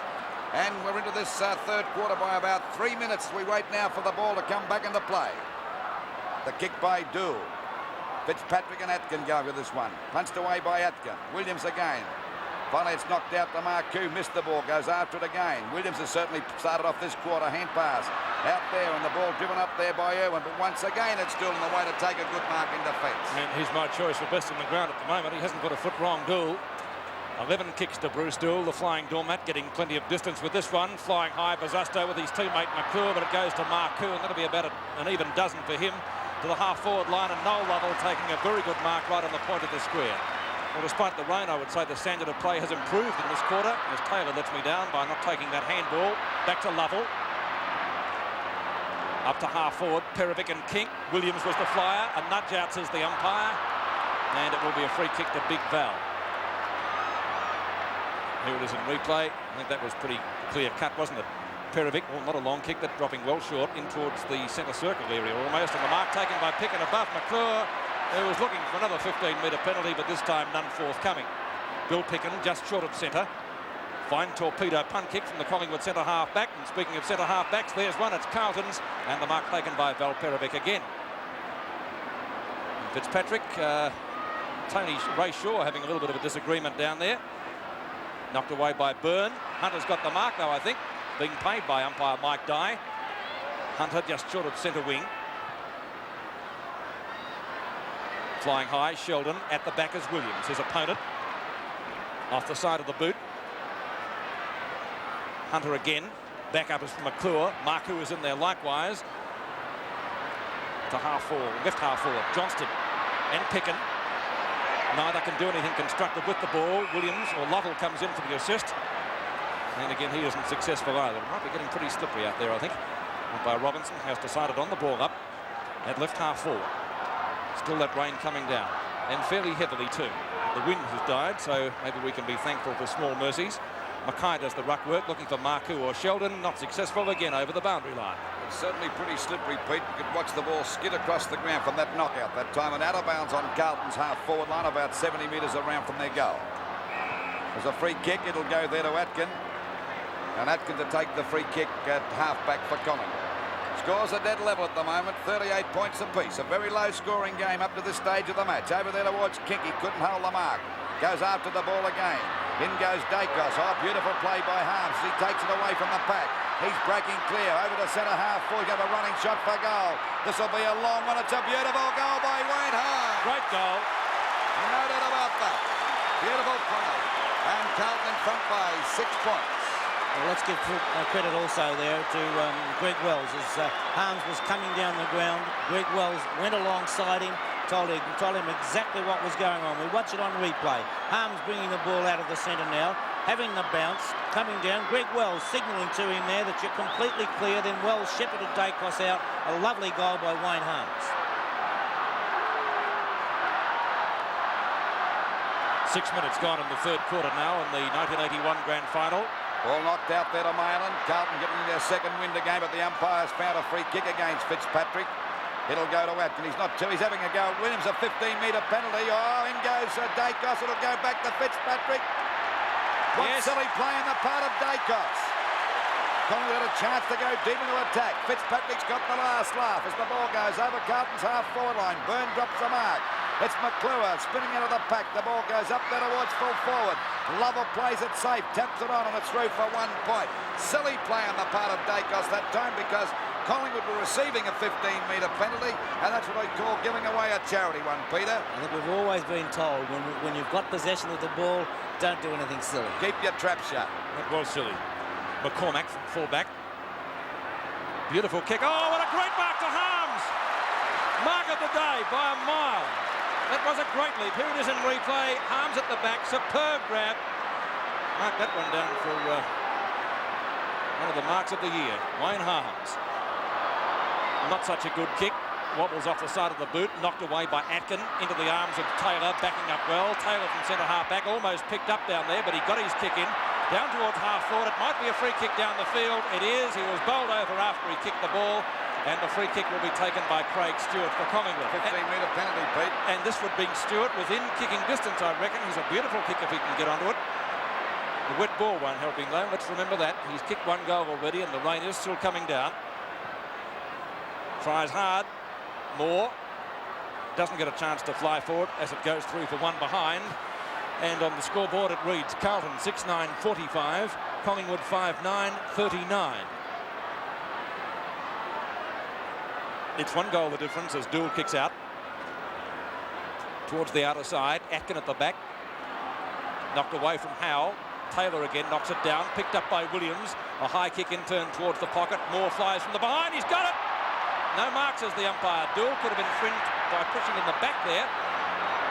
Umpire Robinson says no free kick. It will be a ball up, gentlemen. And that ball up will take place about 25 metres from goal in the forward pocket. Watch on replay there as Peter Moore misses that, and Bruce Doull, yes, could easily have been penalised against Ray Shaw. That's what I thought. Howe knocks it down, but not very far. It's over the line in front of that small scoreboard, and again we will see a boundary throw-in. Around about the 110,000 mark, watching the grand final across Australia on the 7 network. We hope you're enjoying it too. Williams trying to go through the pack, maybe instead of around it. Kink, snapshot for goal with his favourite left foot, but he's missed it, I think. 1 behind to the Magpies. And on the scoreboard, it now reads Carlton still in front, 6-9-45 to Collingwood 5-10, 40 points. David Parkin on the phone, 5 points the difference. And we're at the 9-minute mark of the third quarter, waiting on English to bring the ball back into play. Ground is very slippery, rain still coming down, but it's eased off a bit, I would say. Tommy Hafey there with Ron Richards. But still anybody's game, only 5 points the difference. We've lost a ball. Policeman going in to see if he can find it. It'd be pretty hard to find one here today with 110,000 people, Pete. All you want there is a kit bag and your home and hose. You'd want to search 220,000 pockets. Okay, still the 5 points the difference. They bring the new ball out to be kicked in now by, this time, Bruce Doull. He's played a magnificent game today. He's been tremendous down there in defence. Fitzpatrick's been a marvellous player in the ruck. Carlton had possibly the 2 or 3 best players, but Collingwood side's a little bit more even. But they're trailing by 5 points. Out there to Wells. Coming at the back is Taylor. He hasn't been a bad player for Collingwood either, and the ball is out of bounds about 50 metres around from the Collingwood goal. An unobtrusive type, Taylor, but rarely does his opponent do a lot. That's right. And a real team player, and they're very handy players to have in the side. It's Stewart and Fitzpatrick. Fitzpatrick once again. There's a free kick for a push in the back. Now it's dropping the ball. Against Taylor that time. To take the free kick will be Marcoux, one of Carlton's best players. The ball back towards centre field again. There's Mackay, couldn't hold the mark. Billy Picken comes in front of Mackay. Mackay won't give in. He puts the ball back to the ground again. The ball fumbling around there by both sides. Williams is clear, a hand pass. Over to Tony Shaw, back to Ricky Barham. He fumbled the ball, down he goes. Umpire call play on, and what a game this guy's playing. A magnificent bit of football. And a pass there to McConville, and a magnificent pass. And a very good mark to McConville at centre-half forward. Well, there's no doubt about Bruce Doull. The older he gets, the better he plays.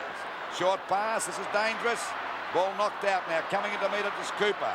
Finally taken away from Cooper, and the ball driven over there by Irwin across the centre field.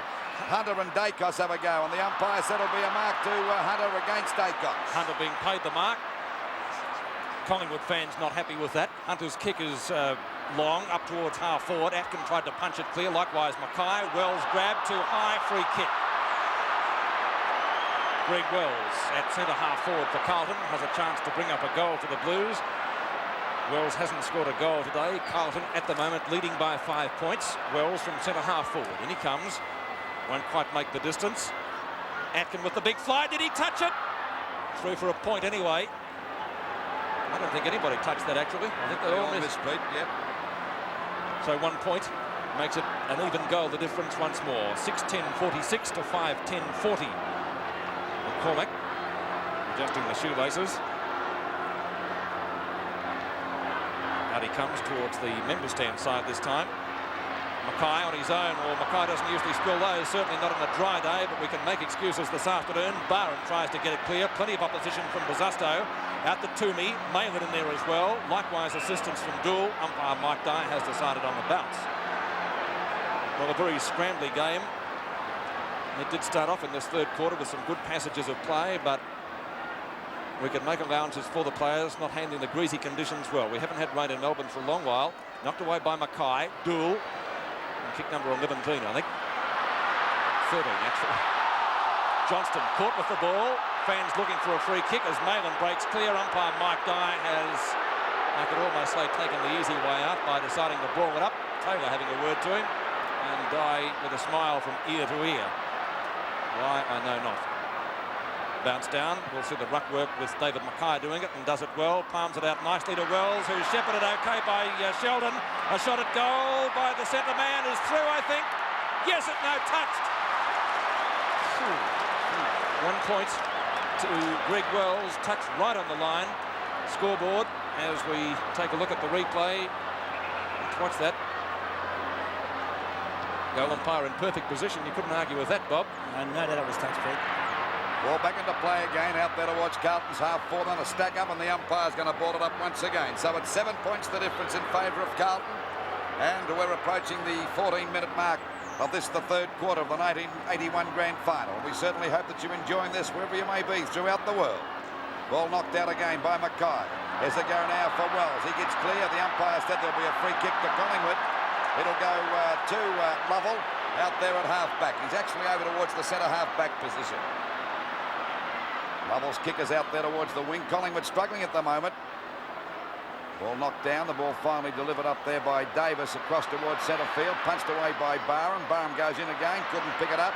There's a go for Fitzpatrick. He doesn't make many mistakes. Fitzpatrick's kick is out wide towards that half-forward line. The pack fly. They all miss it, actually. Going after it now is Byrne and Marcoux. Byrne plays it safe and goes for the boundary line. And the ball is out of bounds. So it's out of bounds on Carlton's half-forward line. This time it's only about 45 metres around from their goal. Knocked out by Mackay. Picken couldn't pick that one up, and once again it's out of bounds towards the wing position. Still about 70 metres around from the Carlton goal. Carlton, to me, are looking a little bit better. Agreed. I don't know what Bob thinks about it. Yes, but they're not putting on the board though, Lou, and Collingwood only need a goal and they're back into the game. There we see Williams getting a free kick. I think that Collingwood, if they can stay with them up till three-quarter time, we all know Collingwood's finishing power, and they all hang on too. There's no doubt about that, which they've proved this year. I think in about 11 close ones, they've won them all. Waiting now for Williams from half-back. Kicks the ball across there towards centre-half forward. Rene King coming in. Stewart's in front. No one can take the mark. Plenty of Carlton defenders. Oh, a fumble that time by Doull. The ball pushed out again. Aspen had a fresh air shot. Couldn't get it. Things have been quiet for him today as they pile in there. And the umpire's going to ball it up on Collingwood's half-forward on about 70 metres out from the goal. And we're approaching the 16-minute mark of this, the third quarter of the 1981 Grand Final. Bounced down and knocked away by Fitzpatrick. It's sharked by Dacos. Dacos with a high kick towards the pocket. It could be over the line on the full. In fact, it is. And the penalty will be taken down there by English. English in the back pocket for Carlton. Main scoreboard end. Blues this quarter kicking towards the Jollymon goal. Fitzpatrick has the ball knocked away from him. Picking it up as Irwin. Gives it to Dacos and turn over to Tony Shaw. Useful handball to Taylor, who skirts well, shoots at goal and has put it through for a great goal at Taylor. His first. Collingwood looking okay with that passage of play. The scoreboard, Carlton 6-11-47, Collingwood 6-10-46. Well, I don't think we're going to have a draw. I couldn't stand. Still a long way to go yet, Lou, but we watch on replay as Dacos gets a lovely handball to Shaw, Tony Shaw that is. Michael Taylor steadying and showing just how cool he is under pressure to put that one through for full points. Nearly 17 minutes have gone in the 81 Grand Final at the MCG as it comes down to Tony Shaw, but he couldn't handle it. It bounced the wrong way. Picked up by Ashman, whose kick is short. Taken by Bill Picken. Collingwood go forward again towards the half-forward line. Kink breaking clear. Shrugs the tackle from English. Pops it up short. Tony Shaw will mark. Shaw is directly in front of goal and has a chance for Collingwood second in the space of as many minutes. Good play on the part of King that time, Peter. He could have easily gone for the shot. He was on his left boot, which made it a difficult one, but that was unselfish play. In he comes, Tony Shaw for his first goal. If it's accurate, the goal umpire says full points, and Collingwood strike a purple patch. Tony Shaw's first goal, and the scores. Carlton 6-11-47, now trailing Collingwood by 5 points. The Magpies 7-10-52. Harking back to what we said just a few moments ago, Lou, although Carlton were looking better, they were not putting scores on the board, and that is the important thing. It's not a game of keepings off as Ashman comes off the ground and Buckley back on. Not on camera, but that's the way it is.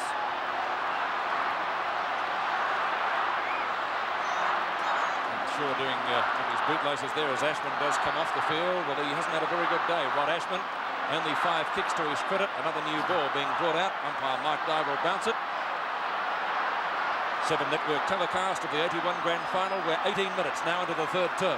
Centre bounce again, and the Magpies in front by 5 points. The ball comes back to Atkin. He knocks it back again.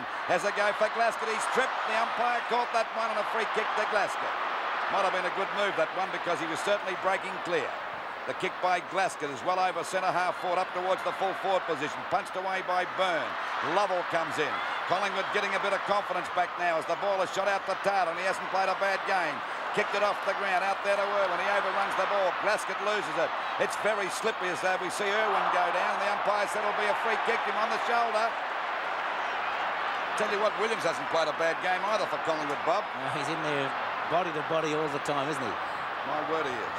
Kicked by Irwin is out there towards the big fellow Stewart over the top of the pack. Coming in to meet it now is Fitzpatrick and Dacos. It's over the line and it's out of bounds up towards Collingwood's half-forward line. But a heck of a way around from their goal, about 75 metres out. Stewart and... good knockout by Stewart. The first knocked away from Fitzpatrick. A long kick looking for Peter Moore. He lost sight of it. There's a chance now for Tony Shaw, but he's got a free kick, Peter Moore, for interference. And Peter Moore would be about 45 metres out on a 45-degree angle. A difficult shot, but what do you think about that? Well, I would say it was interference. Yes, agreed. We see Peter Moore, a chance to put the Magpies further ahead now. Peter Moore's already kicked 1 goal. The Magpies leading by 5 points. The kick won't make the distance, I shouldn't imagine. It's knocked down. English there once again. Gets the ball away from the danger zone, from the full-back position. Coming out to meet it now. There's a chance for Collingwood to go back into attack through Toomey. It's a long kick up into the goal square. The players set themselves. They all fly. It's off the top of the pack. English can't pick it up. They're falling over like 9 pins at the moment. English in the thick of things again. And the umpire said he had no hope and ball it up about 10 metres out from the Collingwood goal. Collingwood in front by 5 points. 52 points Collingwood to Carlton 47. And we're right on the 20-minute mark of this, the third quarter. Knocked out the Stewart again by Moore. No one can get clear. There's strong players. We see a pick-up by Shaw, a snap for goal. It's there. I think he may have put it through. A beautiful goal. And the Magpies.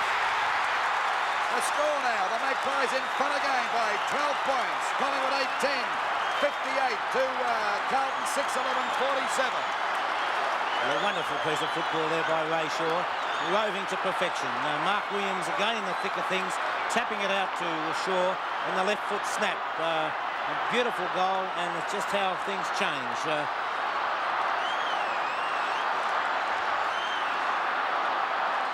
21 minutes have gone now in the third term. Can Collingwood take it out? Shaw again after the tap now. Kink. Doull goes for the punch, gets it down to Malin effectively. Williams again.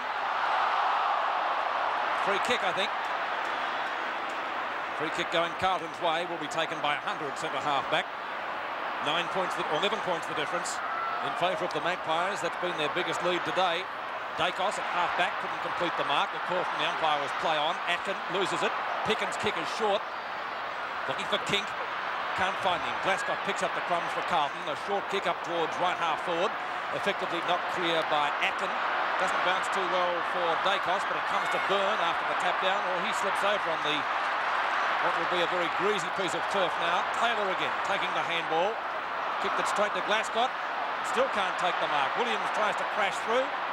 Not successful. In the back, says the umpire. Free kick to Carlton. Glasgow to take the free kick just short of centre wing. He's on the outer side of the ground. Ball would be getting a little bit heavy now.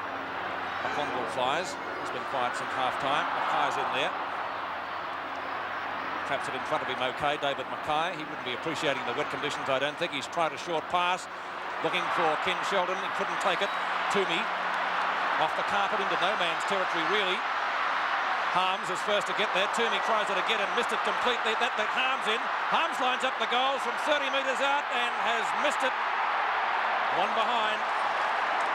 Bad luck for Carlton, bad luck for Wayne Harms, good luck for Toomey after trying to kick it off the ground. 6-12 to 8-10 is the scoreboard. McCormack from full-back goes towards the outer side of the ground. Tapping it on cleverly, comes down towards Taylor it was. Taylor towards the half-forward line. Howell takes the mark in front of Moore. As we mentioned, they had a fiery first quarter, these two, but things seem to have died down since. Peter Moore's got on top, but that was a great mark by Howell, playing him in front. Kick by Howell is back towards the centre of the ground. At the back as Atkin goes for the punch. It's successful. Perovic's got a chance. He taps it on. Good play over to Glasgow. Not a very good kick. It goes over the head of Wells. Picked up by Byrne. A hurried kick. He goes down. Stewart taps the ball on again. Perovic comes in to meet it. It's Hunter grabbing it now. He's clear of Tony Shaw. Finally drives the ball back towards Carlton's half-forward on the call. There's Cooper going up high. Couldn't hold the mark. Finally, it's kicked up there by Carlton as it goes up towards McClure. He goes down. McCormick's there with him. And Wells too, and the umpire's going to ball it up. By golly, Bob, there's plenty of pressure on at the moment. 10 points the difference. Ball knocked out again. Hand pass from Taylor. He's playing a great game. Over to Billy Pickett. Back to Byrne. And the Magpies take the ball away from the danger zone. Perovic standing up pretty well. A hand pass coming over to Harms. It's a short pass out there to Mail. It skids along the ground right into his hands. The ball shot up there on a good mark to Mark Q, about 55 metres out from goal on the boundary line. Wayne still pelling down. It's a high kick into the forward pocket. Actually, it's up to full forward. The pack set themselves. It comes to the ground now, and Collingwood play it safe. Ricky Barham knocking it through. So it's 9 points the difference now. 6 goals, 13-49 Carlton to Collingwood, 8 goals, 10-58. And we're approaching the 24-minute mark of this, the third quarter. We wait now for the ball to come back into play. Both these sides will be pretty tired. I'd say the players will sleep well tonight. Off the top of the pack. Hand pass coming over from Rene Kink as the ball is driven up there by Shaw. And Davis is in front of Doull for about the first time for the day, and he's got the mark out there at half forward. A long kick up there looking for Peter Moore, coming in for the big grab. Off the top of the pack again. He couldn't get clear. Finally, it's picked up. Oh, it's smothered. There's a go for Williams. Can he pick it up? He's kicked it off the ground for goal. Williams' second goal. What a goal it was as some ratbag threw a piece of paper at him. And Collingwood go further ahead. Here it is in replay. Yes, not good play by Wayne Harms there, but magnificent football by Williams. Not the kick off the ground, but the smother right off the boot to follow it on. Wonderful play. You don't see much better than that as we see the shot from our Clark mobile crane and Williams following it on. And what a wonderful quarter of football Williams has played. 6:13 to 9:10 is the scoreboard. 49 to 64. 26 minutes have gone in the third quarter now. Is it going to be Collingwood here? Stewart gets clear. Well, he almost got clear. Marku takes it well from him and puts the Blues into attack now. Cooper getting underneath the ball and takes a safe mark in front of Ashman, who has not had the best of days. Cooper's kick towards the outer side, looking for Atkin, too tall. Atkin's handball to Ray Shaw. It's pretty slippery. Backing him up well was Taylor. In towards centre field. It's not a long kick. Toomey flies high, comes down with the ball, beats Wells. Left plenty of distance in that one. Up towards full forward again. Peter Moore's there, but it's knocked away from him by Howell. Goes straight to Davis. Davis's handball back to Tony Shaw. Can he go? Howell won't catch him. A shocking kick, kicks it straight into the arms of Ken Hunter. Hunter in the back pocket. Things not looking good for Carlton at the moment. Fitzpatrick. They were long odds on early in the week. 2-1 on. Fitzpatrick right half back flank. Into Taylor again in the back of the neck and gets a free kick, naturally enough. This fella's been a very good player too, Bob. He's done extremely well, Lou. He's earlier had the job of tagging Ashman, and then now he's been allowed to play his natural game and has really driven Collingwood forward. 15 kicks to Taylor, ball knocked forward. Here's a chance for Harms. He boots it off the ground on the full, was it? Yep. And guess who's got it? No one worse from a Carlton point of view. Peter Dacos. Well, Dacos on the boundary line. Let's have a look at that. Yes, no doubt about that. That was on the full. Dacos right on the boundary line. Will he bring up his second goal? The packed MCG stand in the background, watching. Dacos fires. I think he may have missed it. Out of bounds on the full again, so that's a penalty to Carlton at the 28.5-minute mark of the term. Still the difference, 15 points in favour of Collingwood, and it looks to me at the beginning of this quarter, about 10 minutes into it, that Carlton were going the better, but as Bob Skilton mentioned, you can't give Collingwood away at any time because they keep on going there and coming in all the time, Bob, don't they? Yes, and the thing that Collingwood have done that Carlton couldn't do was put goals on the board, even with their possessions. There's the kick out there. Stewart in front. Didn't grab that mark. Hunter gets a hurried kick back out there. Coming into meet it is Billy Picken and takes the mark. Been a very good player for Collingwood too, Billy Picken. He's had a wonderful final series. My word, he has. Billy Picken out there on that centre wing position. It's a long kick for Billy Picken. It's a long kick for anyone. Perovic with a chance to mark. Knocked away by Rene Kink. Gets a hand pass out to Barham. A snap for goal. He's put it through. It's there. Another goal to Collingwood. 21 points in front. But don't start celebrating yet, fellas, because it's a long way from over. The score. Collingwood 10-10-70 to Carlton 6-13-49. In replay, here's the goal. Yes, one could have possibly thought about a free kick, but the good thing about it from Collingwood's point of view was that Kink at no stage took his eyes off the ball, followed on and got that hand pass. Nearly 29 minutes have gone now in the final third term, 21 points the difference. And the ball knocked out to Marku, and Carlton go back into attack. They badly need a goal. The ball punched away by the Collingwood defence. There's a go now for Taylor, over to Billy Picken. Still gets a kick. Up there towards Rene Kink in the front position. Punched away by McConville, grabbed by Marku. He goes to the wide open spaces. Glasgow out there on his own. Irwin's after him. He's clear to get a kick now. A long hand pass out to Sheldon, who's been a pretty quiet player for Carlton today. Finally drives the ball up there looking for Johnson. He's got the mark. No, he hasn't played it. Finally it's out to Cooper. He loses the ball. There's a go now for Aspen to fire at the goals. And what's he done with it? A goal. So they're coming back, Carlton. 2 goals to Ashman. And the score. Carlton 7-13-55 to Collingwood 10-10-70. Wonderful to see Rod Ashman after having you know, a real poor day for Ashman. Johnson trying to take the mark. A quick hand pass. It's knocked out of the hands there of Cooper. Ashman quick on the scene, and that might give him some sort of confidence. We're at the 30-minute mark now of the third quarter.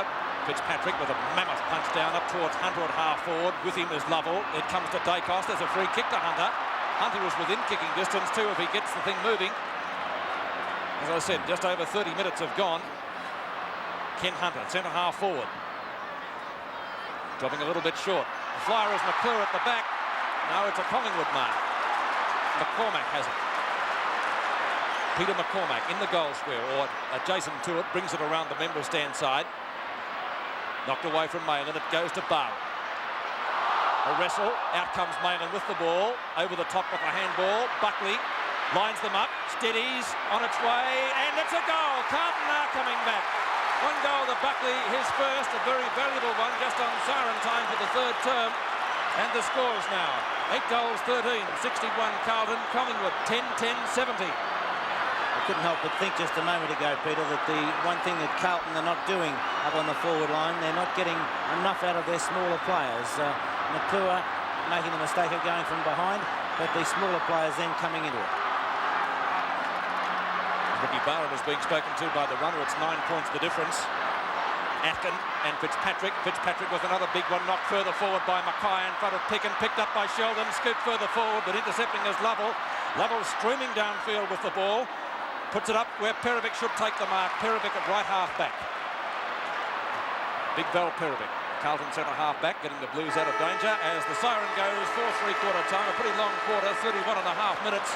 And the scores, Carlton, 8 goals, 13, 61, trailing the Magpies by 9 points, 10-10, 70.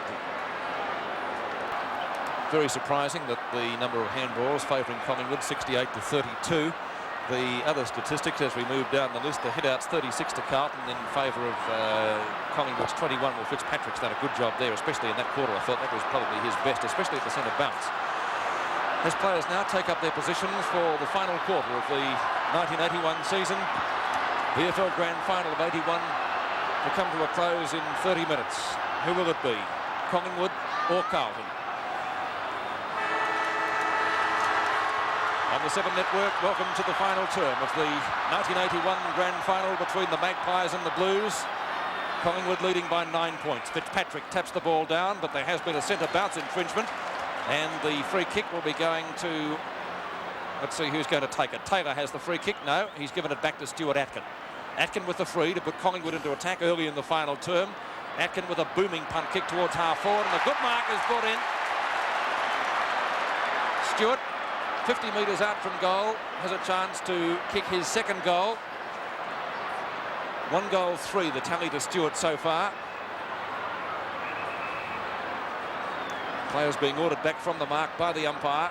Nothing like getting a goal straight after the siren, Pete. Carlton came back well with 2 late in the third quarter. Stewart puts it on its way. He's got the distance, I would reckon. The accuracy is not quite as good as he would have hoped for, and it goes through for only 1 behind. So that makes the difference at even 10 points.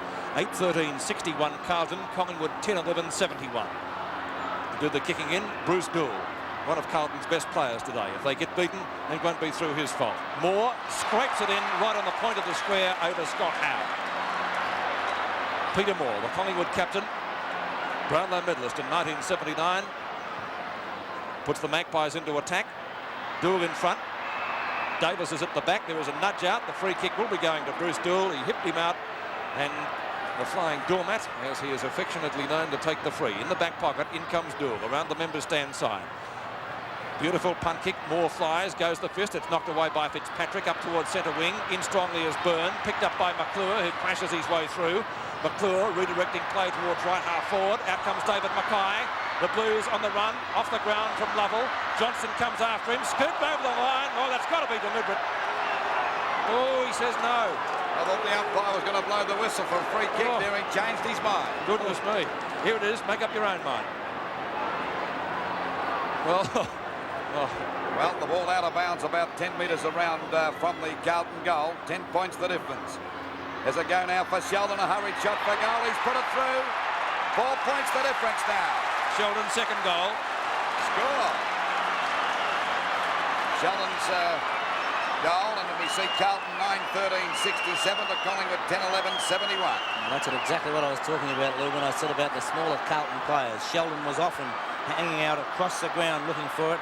And, you know, when you've got the talent of Sheldon, you've got to be in there underneath the feet of the packs to do exactly what he did then, shark that ball away and, you know, hopefully put it through for goals. Sheldon has to be at the feet of the pack. It's 4 points the difference now in the final quarter, which has been in progress 3 minutes. Centre bounce again.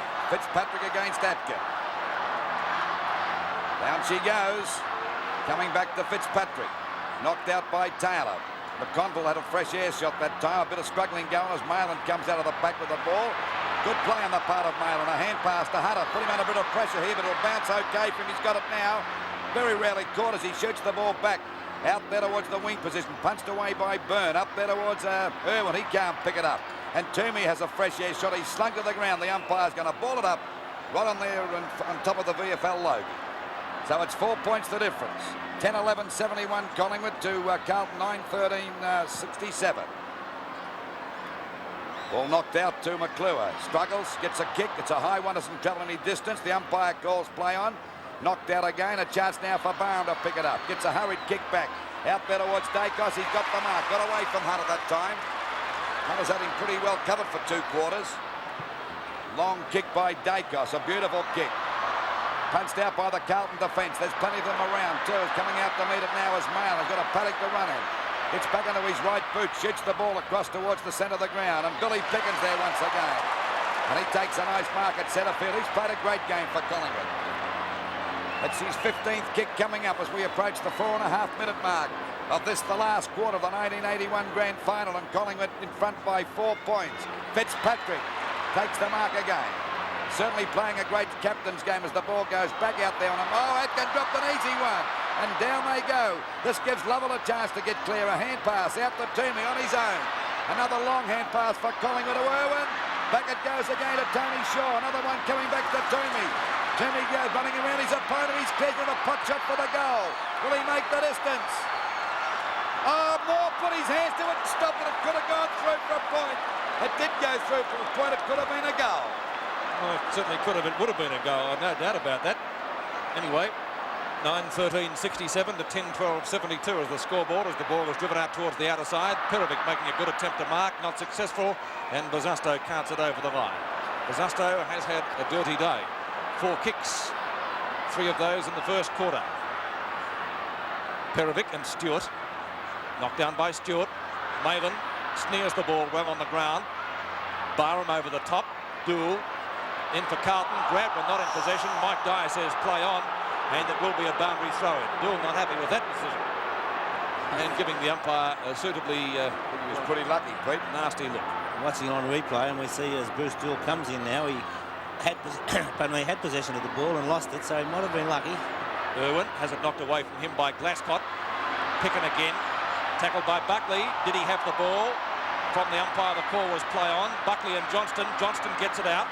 Long towards half forward. Mackay flies. Ashman scouts well. 12 metres out and goals. Carlton hit the front in the final term. 3 goals to Ashman. The scoreboard now. Carlton 10-13-73. Collingwood 10-12-72. Well, if ever fitness was going to tell a story, we might see it from now on with a neck-and-neck tie at this stage. Billy Pickett not able to get the ball clear. A quick piece of football there by Hunter, and Ashman roving to perfection on that occasion. Both Collingwood backmen up there. A great goal. 6.5 minutes have gone in the final term. That's it from the Clark mobile crane. Ashman putting it through for 4 points as the screen has come up, and Ashman's pretty happy about that. So should Carlton coach David Parker, because it made the difference 1 point. 73-72 now in the grand final of 81. 7 minutes gone. A point the difference in favour of Carlton this time. There's a nice knockout by Fitzpatrick. Oh, Picken couldn't get clear. Gets it out to McClure. The ball, he can't get clear. The umpire said holding the man. Free kick there to McClure at centre-half forward, and Carlton ready to go back into attack. There's the kick. It's a long one up there towards the full forward zone. The players set themselves. It comes to the ground. Shaw tries Mark Goode coming out. Spins out the back beautifully. Intercepted by McCormick, but he can't pick it up. They're falling over left and right down there in the forward pocket for Carlton. And the umpire is going to ball up about 15 metres out from the Carlton goal. Carlton 73 points to Collingwood 72. About 7 minutes gone of this last quarter. Ball back into play again. Ball fumbled there by quite a few players. Ashman coming out of the pack, snaps the goal, but he's off target and through for 1 point. So it's 2 points the difference. He's starting to be a dangerous player now after being a very quiet player for 3.5 quarters just about. He's got 3 goals, 1 on the board now, Lou, and he would have a little bit more confidence. He's had 9 kicks and is really starting to come into play. Well, have Collingwood thrown another one away. One stage during the third quarter, led by 21 points. Out it goes. Fitzpatrick's playing a game and a half to Johnson. A long hand pass down there towards the half-forward line. Bazusto couldn't get it. It's knocked out now. Taylor gets a kick back towards centre field. But there's McConville. They've got their second win, Carlton, as the ball goes up towards the full forward position. Umpire's not playing the mark to Mackay. He said play on. As the ball is finally forced out by Buckley. Down there towards the forward pocket on the boundary line. And he's slung over the line with the ball, and the ball is out of bounds. It looked a mark to me, Pete. It's pretty close, but the umpire not giving any On chance. replay, we'll have a good close look. Well, I don't know. The ball back into play again. Knocked out by Atkin that time, and it goes for the boundary line and out of bounds. Still the score. Carlton in front by 2 points. 10-14-74. For Collingwood, 10-12-72. Atkin sets himself for the boundary throw-in, contesting with Mackay. Over the top, McClure. Tony Shaw. Long handball towards the boundary line. That was the correct way to go. And speaking of going, Sheldon did just that, right into the side. Again, the throw-in, this time a little bit further around. It's about 15 metres from the behind post. Mackay in front with Atkin. Neither gets it effectively. Marku can't trap it. Byrne. Handball to Shaw. Marku in there. And over the line again. So they're working it around effectively. Collingwood defence now has it about 35 metres around. Atkin and Mackay. Mackay wins it to Johnston. Johnson with the left foot. High towards the goals, sailing through for a behind, and that could be very valuable later in the quarter. 10-15 to 10-12 is the scoreboard. It's 3 points the difference.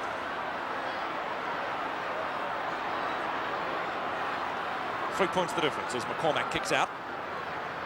Straight up the centre field area. Bazusto has the grab. Perovic takes it off the hands.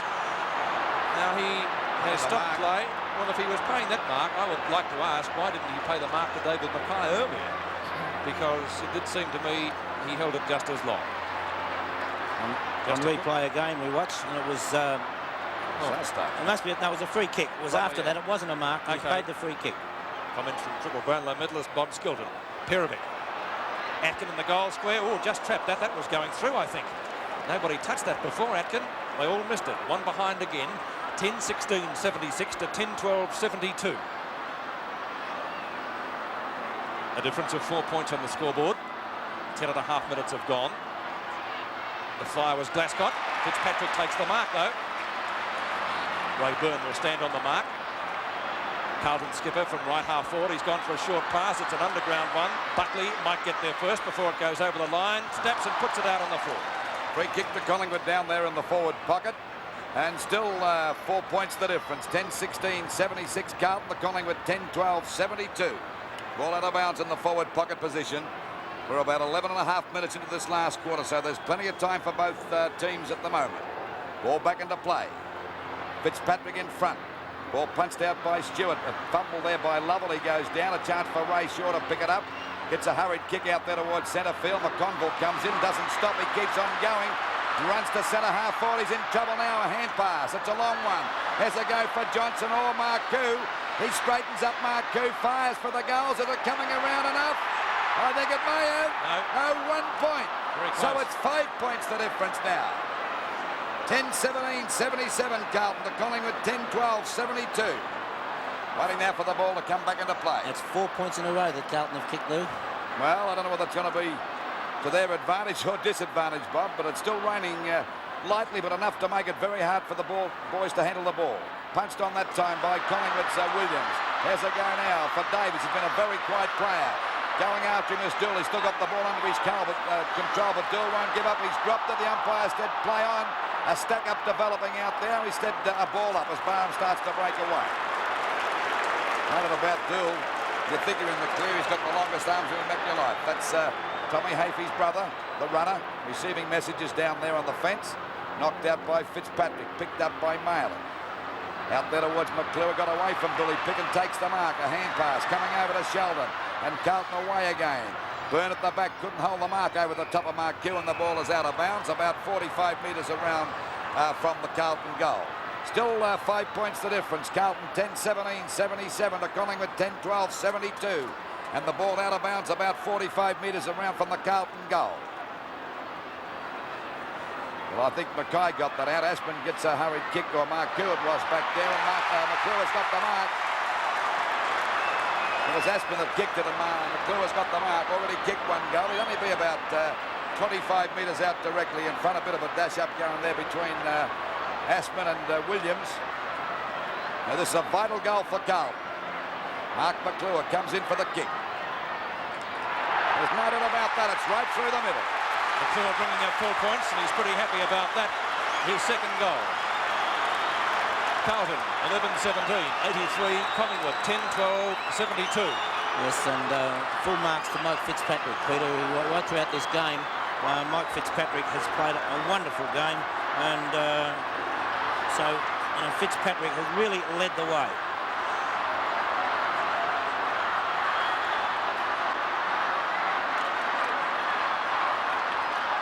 We're now at the 14-minute mark of the final term. Knocked away by Peter Moore, but he didn't get it too far. Pizzusto can't handle it either. He chases after it and tries to trap it underneath. And a real scramble. Wisely, umpire Mike Dyer has decided on the bounce. 72-83 in favour of Carlton. And remember that during the third quarter, Collingwood at one stage led by 21 points. Have they thrown another one away? For their supporters, I hope not. Tooney, half forward for the Magpies. There's the man of the match in my book, Doull.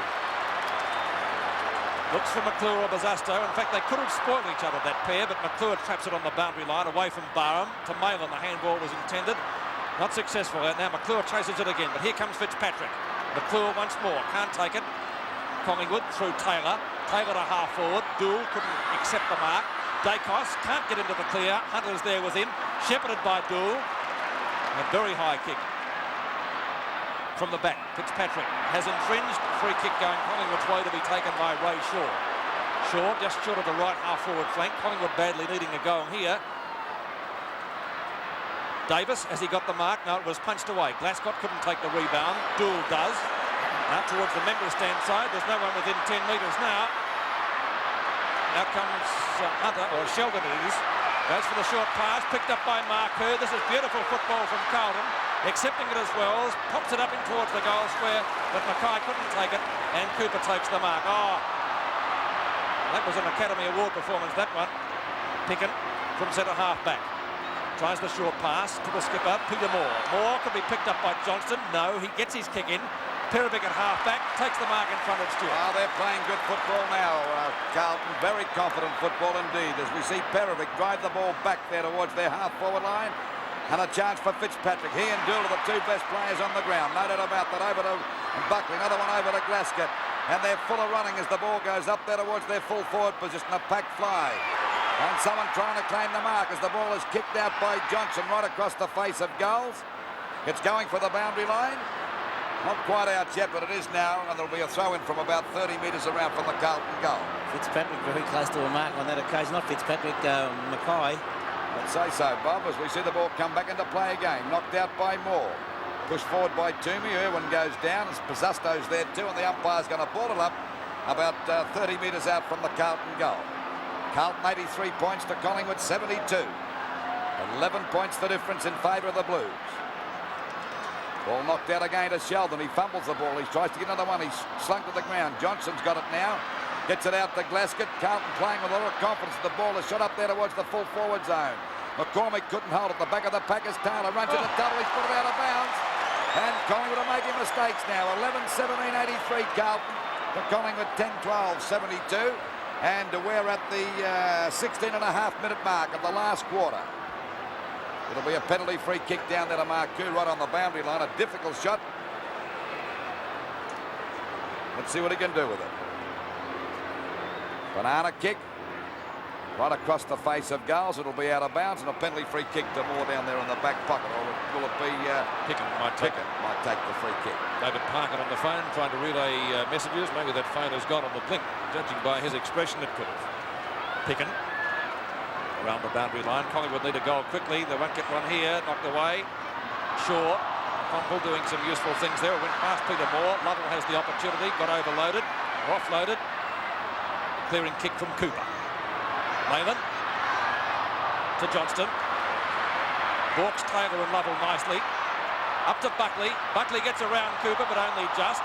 Williams gets ridden into the ground by Marku, and the umpire says it will be a boundary throw. Time ticking away for the Magpies. 18 minutes and 5 seconds. Gone in the final term. Mackay to Marku. Tooney. Moore on the boundary line. Pizasto tries to keep it in play. Not successful. It's out of bounds on the full. It came off a player's boot. No shoes. Pizasto will take the free kick. Here it is in replay. Yes, it was. They are bad luck, those ones. They are, aren't they? Pizasto, not many kicks today. 5 to him for the day. Into the goal square. More from the back. Mammoth punch down. But it goes, unfortunately, to Wells, who fumbles at the crucial moment. Tackled well by Taylor, holding the ball. And a good tackle it was too. Taylor to take the free kick in the back pocket for the Magpies. They trail 83 to 72. A handball to McCormack. Mackay's on his hammer. That might be over the boundary line. It is on the full. And the free kick will be taken by, I think, Phil Maylan. He went into defence. He's not too good. Or is he okay? He's okay. Maylan to take the free. Maylan just short of left half forward flank. Puts it high. Picken setting himself for the mark. Couldn't take that one. He made 2 opportunities to do so. And once again, we will see a boundary throw in, this time between the small scoreboard and the behind post, as the clock ticks away in the final term. Peter Moore will contest with David Mackay. Plenty of height on both sides there. Neither effectively. Marku, snap at goal. Off target, one behind. So Carlton take their score along now. 11-13, 11-18, 84 to Collingwood 10-12, 72. That's a difference of 2 goals. Will make it mighty hard for the Magpies now. They're looking pretty tired to me at the moment, Collingwood. Just on the 20-minute mark of this last quarter. And I would say what should go about 31 minutes, Bob. So about 11 minutes to go. Yes, the important thing at the moment is that Carlton are controlling the ball, and they were doing that in the 3rd quarter, if we remember, and then all of a sudden Collingwood, with good teamwork, put 2 quick goals on the board, and it was a different game. Looking more tired now as the ball comes out to Tony Shaw, and Collingwood go back into attack up towards their centre-half forward position. Doull again knocks the ball down to McConville, over to Harms. That back line standing up pretty well as it goes out there, and a mark to Marku. Carlton playing with a lot of confidence. And looking the winners for 1981 as we go for a short pass, that time, and a mark to McConville. Players that have been out of the picture are now starting to come into it too. That makes it a little bit upsetting from the Collingwood point of view. I think that's the thing about the Carlton side. They can be down for a long while, but they've got that talent. There's the kick by Mackay. It's a beautiful kick, and that one would seal the doom for Collingwood, I would say. So Collingwood really in trouble now. That's 2 goals to Mackay. Carlton 12-18, 90 to Collingwood 10-12, 72. 3 goals the difference. Can they come back, Bob? Well, watching those Carlton players there run around with excitement and patting each other on the back. I know what you're going to say. You would remember an Essendon game, yes, Peter. I would indeed. That was a thriller. Will it happen again today? Surely not.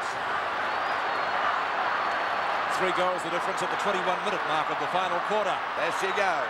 Fitzpatrick this time more got it out towards Rene King. McConville's there. Knocks the ball over to Maylan. In comes Dacos. Hand pass coming out. We see it go down towards Collingwood's forward pocket position. Knocked along by Perrick, but he won't give in as it comes out now to Buckley. He goes down. He's showing plenty of tenacity there as the ball is in Collingwood's forward pocket position, about 40 metres out from the goal, and they're trailing by 12 points at the moment. And this grand final is gradually slipping away from the Magpies. 18 points. 18 points, I should say. Knocked out that time by Atkin, and the ball is out of bounds, about 30 metres around from the Collingwood goal. I know both sides are tired, but I think the Magpies look more tired than Carlton. 21 just on 22 minutes gone. The ball back into play again. Comes back to Stewart. In a bit of trouble. Look at all those Carlton defenders as they take the ball away again. Pizasto setting himself for the mark, but Toomey has stuck to him like a leech right throughout the afternoon, and it gets punched clear over the boundary line for a throw-in, which will take place on centre wing. 22 minutes have gone. 22.25 minutes to be precise in the final quarter. I don't think there'll be that much time on. Probably get it around about 28.5, 29 minutes. Fitzpatrick and Moore. Taylor. A high kick getting underneath it is Buckley. Kink late on the scene, tries to spoil, effectively taken out by McConville. Wells breaking clear from the centre wing with a torpedo punt kick. High towards half forward in the road as Ray Burns built an easy mark, which he should have taken. A former Carlton player. Breaking clear. Bazzasto, Mr. Magic, snaps it goal. Off target, one behind. And that could be a very useful behind because it makes the difference. 19 points. So Collingwood have to kick 3 goals, 1 to tie it up. 91-72 is the scoreboard. David Parkin, I would reckon, would be happy. Likewise, his chairman of selectors, Wes Lofts. Never happy until that siren goes when you're a coach, Peter. I realise that, but if you had a choice to be in Collingwood to a Carlton's position, you would certainly take Carlton. No doubt. And there is the Magpies Brains Trust. On the left, Ron Richards. On the right, Tommy Hafey. He would be a very disappointed man if the Magpies were to lose this afternoon. McClure in the middle, couldn't take it. Buckley backs up well from the rear of the pack. Beautiful long torpedo punt kick in towards the forward pocket, and it bounces just over the line for a throw-in adjacent to the point post. Still 19 points the difference. 23.75 minutes gone. Final term. 5 metres from the behind post. The throw-in will take place. Mackay and Moore. Bazzasto over the top. McCormack put his head down, but somebody else might get the free kick first. Peter Moore. It will go to him and turn over to Dacos from the back pocket. Dacos's kick around the flank, and it's snapped up out there by Ricky Barham. Barham from the right half-back flank. Collingwood supporter saying, get on with it quickly. That he has to do. McConville goes to spoil from Kink, and that's effective because it's over the line for a throw-in once you get on centre wing. Well, Carlton will just be happy to maintain possession of the ball if they can for the next few minutes of the match to take out the flag for season 1981. Stewart and Fitzpatrick. Fitzpatrick wins it to Hunter. Useful twist in the pack. His kick is high. Moore doesn't have it bounce too well for him. Ashford and Bazzasto.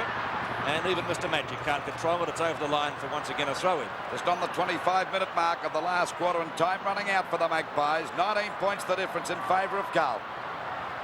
Ball back into play again. Fitzpatrick played a great game against Moore. They both missed that one. Kicked off the ground by Toomey. Back out there towards the wing position. Pushed out by Buckley out there towards Wells. They're all coming to light now for Carlton. Appealing for a free kick, but the umpire not having a bar of that. Into the time on period by about 5 seconds. And the Magpies trailing by 19 points. And I would say that they'd have to perform a miracle to win this one.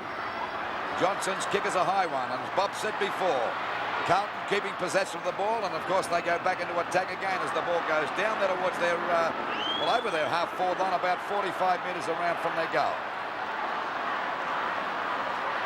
Waiting there for the ball to come back into play. It's Mackay and Moore going for the knockout. Actually, Moore got that out. Hurried kick by Taylor. Out there on a mark there to Stewart out there on the centre wing position.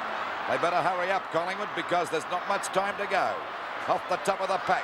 But plenty of Carlton players here. We see McConville in front of Kink, picked up by Harms on the boundary line, having a bit of a struggle there as he slips along the ground, and the umpire said it's out of bounds, and there'll be a throw-in from Collingwood's half-forward line. We spoke about underrated players, Luke. McConville's done a fine job for Carlton. My word, he has. Well, a couple of Collingwood stars have been unsighted since about half-time. Umpires found a free kick. It'll go to one of the stars of the match. And he's been a great player during the final series. That's Mike Fitzpatrick, a real captain's game today. And Bruce Doull has played great too. They've had many great players. We see Glasgow shoot the ball up there towards the half-forward line. Punched out by Moore. And there's McClure coming in. A long hand pass over to Buckley. Buckley's on the edge of the square. They're doing as they like at the moment. Carlton, as the ball goes up there towards their full forward zone. Cooper drops the mark. Ball knocked out that time by Mackay. They go down. Aspin grabs the Collingwood player as he goes to the ground. And the umpire's going to ball it up. That was McCormack. Ball up about 25 metres out from the Carlton goal. Nearly 27 minutes gone in the final quarter. I don't think it'll be a long one. I would say we've got 2 minutes left for play. Moore. Oh, getting tripped up was Irwin. Should get a free kick for that, which he does. At centre half back. I think it's going to matter, Pete. I don't think so, Lou. Irwin. Looks for Stewart. Too long for him. Mark taken by Malin. Well, it looks as though we've got another year to wait if you're a Collingwood supporter, Peter. At least. Phil Mayland is at left half-back flank. He's going the short pass to Bazasto, and Bazasto takes the mark in front of Toomey, one of the few occasions today that he has got clear of David Toomey, who has done a fine job on the West Australian star. When they smell victory, the players that have been unsighted all day start to come to light too. Yes, you're right there. Fitzpatrick again, high towards the half-forward flank, or the forward pocket, actually. Moore couldn't take that mark. It goes to Peter McCormack eventually from the back pocket. Toomey in front, knocked away. In comes Lovell to Tony Shaw. He's on centre wing. Underneath it is Harms, and Wayne Harms to take the easiest of marks from Ross Brewer. Well, that was simple stuff, that. Harms will try a short pass to Bazasto again. As I said, they will be quite content to just hold possession of the ball. Is that out of bounds or is it a mark? It's a mark to Johnston. Johnson on the centre wing position. It's just about siren time. Davis. Davis is at centre half back now. Time running out for Collingwood, getting underneath it. McConville and takes the easiest of marks. Good mark to McConville. And must echo those sentiments just of a few moments ago. Has played a great game. Well, 19 points the difference, and I would say no doubt the Carlton side have the 1981 grand final really bottled up now as it goes up there towards Mackay and Moore. Finally, Tony Shaw gets a hand pass over there to Taylor. Taylor still trying. Back there towards Williams. Off the top of the pack is Wayne Harms. He's clear at centre field. A long kick. Up there towards the full forward position. A long kick going for the boundary line. And there'll be a throw-in from the forward pocket position. Isn't that the value of a long kick, Lou? It's going to take Collingwood 3 kicks at least to get it back where Harms started. Plus the fact that time is running out now for the Magpies. We're on the 29-minute mark. A little bit over by 6 seconds as the ball comes back into play again. Down goes Moore. It hasn't been his best day today. A snap for shot for goal by Buckley, and it's through for 1 point. So it's 20 points the difference now. Carlton 12-20-92 to Collingwood 10-12-72. And Collingwood this quarter have only scored 2 points. And they haven't scored since the 5-minute mark, Pete. David Parkin on the boundary there. He knows his side's going to win the premiership, and he's out there to enjoy the celebrations when the final siren goes. It must be getting pretty close. Stewart couldn't pick it up. It's finally knocked out by Bazasto out there towards McClure. He'll tap it on, but there's no one there for Carlton. It doesn't matter because the Magpies have lost this match for sure. Well, there's the siren, and Carlton have won the 1981 grand final. The final scores, 12 goals, 20-92 Carlton to Collingwood 10-12-72. And a great victory for the Blues, completely in command in the final quarter. And there they are. Aren't they happy?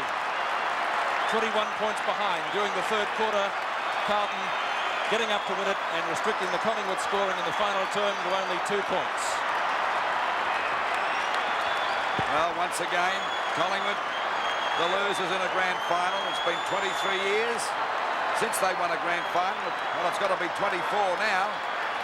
And it's certainly a disappointing grand final for their supporters. We couldn't say the players didn't try because they put up a valiant effort today, Bob. They did have a chance. They led by 9 points at three-quarter time, but the superior skill of Carlton was the telling factor.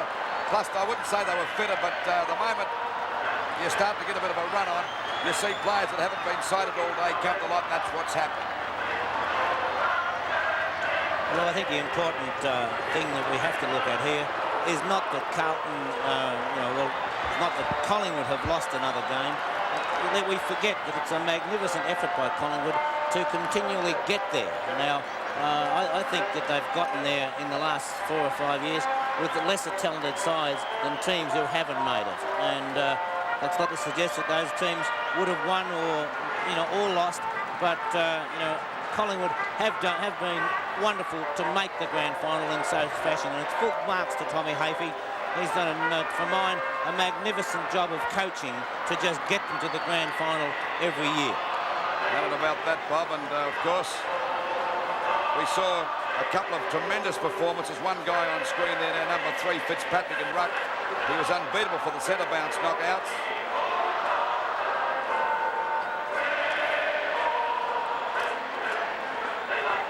Final scores of the 1981 grand final. Carlton, the victors, 12 goals, 20-92 to Collingwood, 10-12-72. Well, as we see, a very, very happy and Peter Bazasto there with the cap on head. Let's go down now to Stephen Phillips, and he will talk with Ken Hunter. Thanks, Louis. Ken, a magnificent game across the half-back line. What's it like to play in your first VFL Premiership side? Well, it's a fantastic feeling. I thought halfway through the third quarter we might have blown our chances, but to the players' credit, they came back. Collingwood put up a good show, but I think they played too many games during the finals. It must be a wonderful feeling playing on the back flank alongside guys like Val Perovic and Bruce Doull. They're absolutely superb all afternoon. Oh, it's fantastic. You only have to watch the way they play and you can learn a lot from them. Well, they're about to make the presentations. Ken, I'll let you get over there and enjoy a few more moments of glory. Back to you, Louis. Thank you very much, Stephen. And the final scores once again for those people that are viewing this show right throughout Australia and wherever you may be throughout the world. A great match, not the most scientific game of football, but certainly a grueling game and an exciting one. Collingwood led by 21 points about halfway through the third quarter, but Carlton eventually wore them down.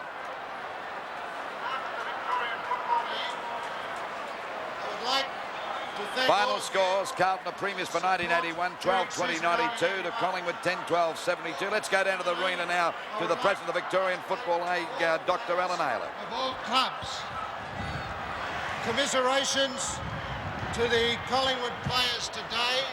There's no doubt that their performance was a very, very good one. Congratulations to the Carlton club on winning their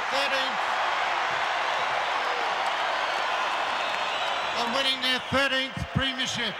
It was a great effort by the 40 players on the ground today and to all concerned with the grand final match.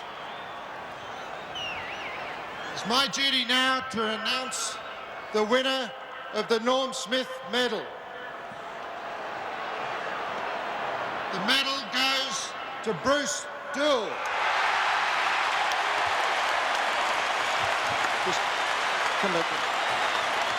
And to make the presentation, Mr. Peter Smith.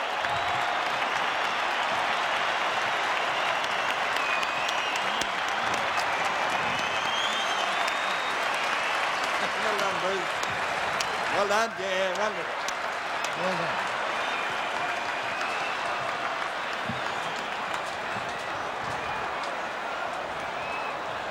His Excellency, the Governor of Victoria and patron of the Victorian Football League, the Honourable Sir Henry Winnicky, will make the presentation of the medallions to the runners-up, the 20 Collingwood players and the coach.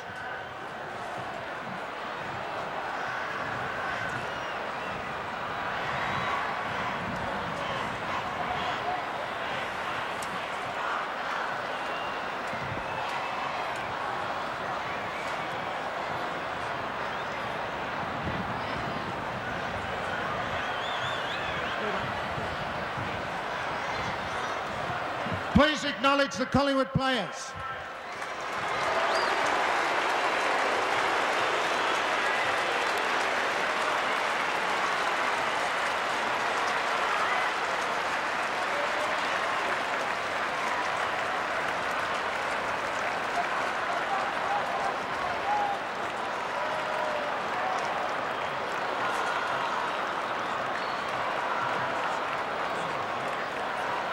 Collingwood players going through to receive their medals for runners-up of the 1981 Grand Final. Very disappointed players, but they shouldn't be too disappointed in one way because of their great performance this year. And Peter Dacos in Ken Hunter's Guernsey. yes, well, that's the general tradition of Grand Finals, swapping Guernseys with the winners, or both sides swapping Guernsey, I should say. Ladies and gentlemen, the Governor of Victoria, the Honourable Sir Henry Winnicky. Thank you, Mr. President. Ladies and gentlemen, it's a great pleasure and an honour for me now to make the presentation of the Premiership Cup 1981 and the medallions to the members of the winning side, Carlton.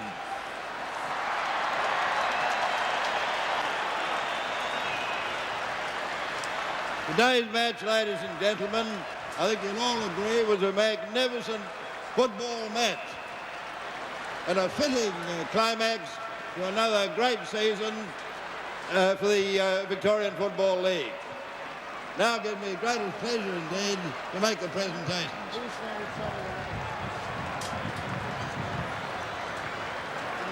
Mr. Rod Ashman.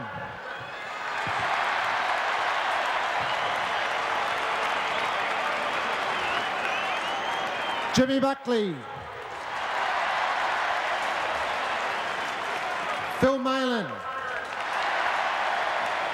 Peter Bosusto. Wayne Johnson.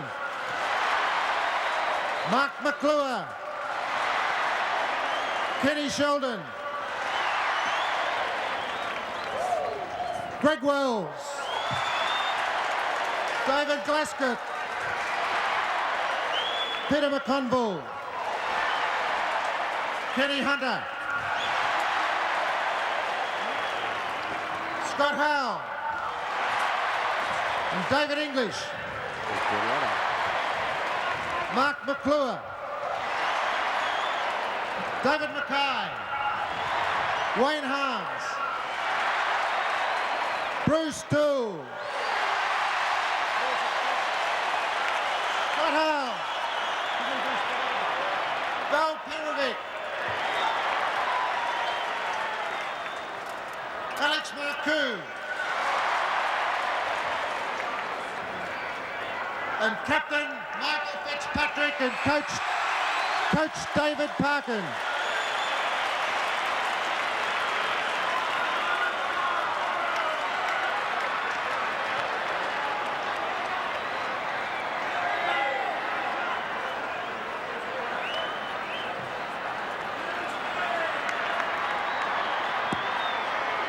Well done, David.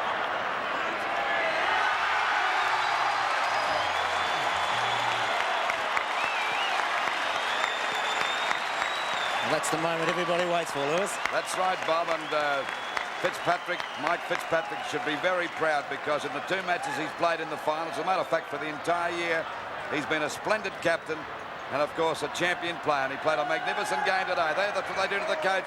Once you've won the flag, you can do as you like because the coach couldn't care a damn about it. And, of course, I should imagine the government would be pretty happy that David Parkin coached Carlton to a premiership because he was an ex-Hawthorn coach and player. And the captain of the Victors going around the ground now, and Greg Wells will be absolutely delighted at the moment, Lou, having played in a team at Melbourne that never ever made the finals, now to play in a premiership side, the wish of everybody. I noticed when Peter Bosusto got his medal too, his first in Victorian football, he kissed the medal, and that's how you feel, and I guarantee that you think you're going to have a great time tonight when you win a premiership, but the letdown is tremendous. You just can't enjoy yourself. You're that damn tired, and you just people are talking to you and congratulating. It's going in one ear and out the other. It's a letdown. Most people are.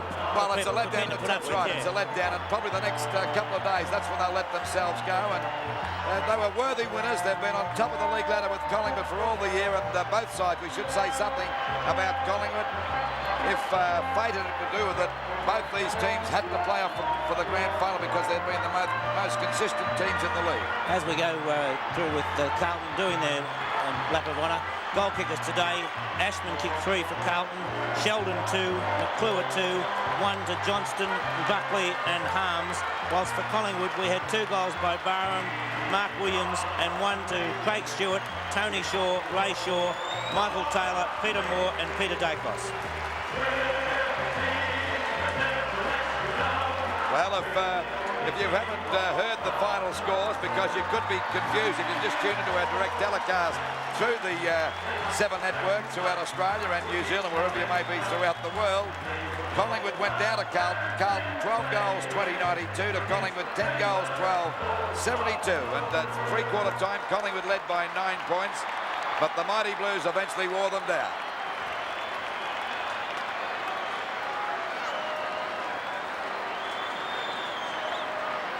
Final scores of the 1981 Grand Final, Carlton 12 goals, 20-92 to Collingwood 10 goals, 12-72. And let's go down to the boundary line with Stephen Phillips, and he's talking to a very elated president of the Carlton Football Club, Mr. Ian Rice. Thanks, Louis. Ian, have you ever felt this washed out before in your life?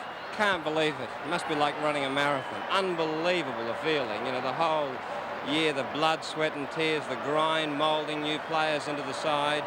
new coach and the fact that the boys just moulded together and the tremendous mateship that emanated from every player, and of course spearheaded by some terrific champions. And wasn't it fantastic for Brucey Doull, you know, a champion of champions, to take it out. 2 years ago you took over as caretaker president at a time of great strife in the club's history. You're still here. They've got a cap on the mantelpiece and they've equalled Collingwood's record. Well, this is what football is all about.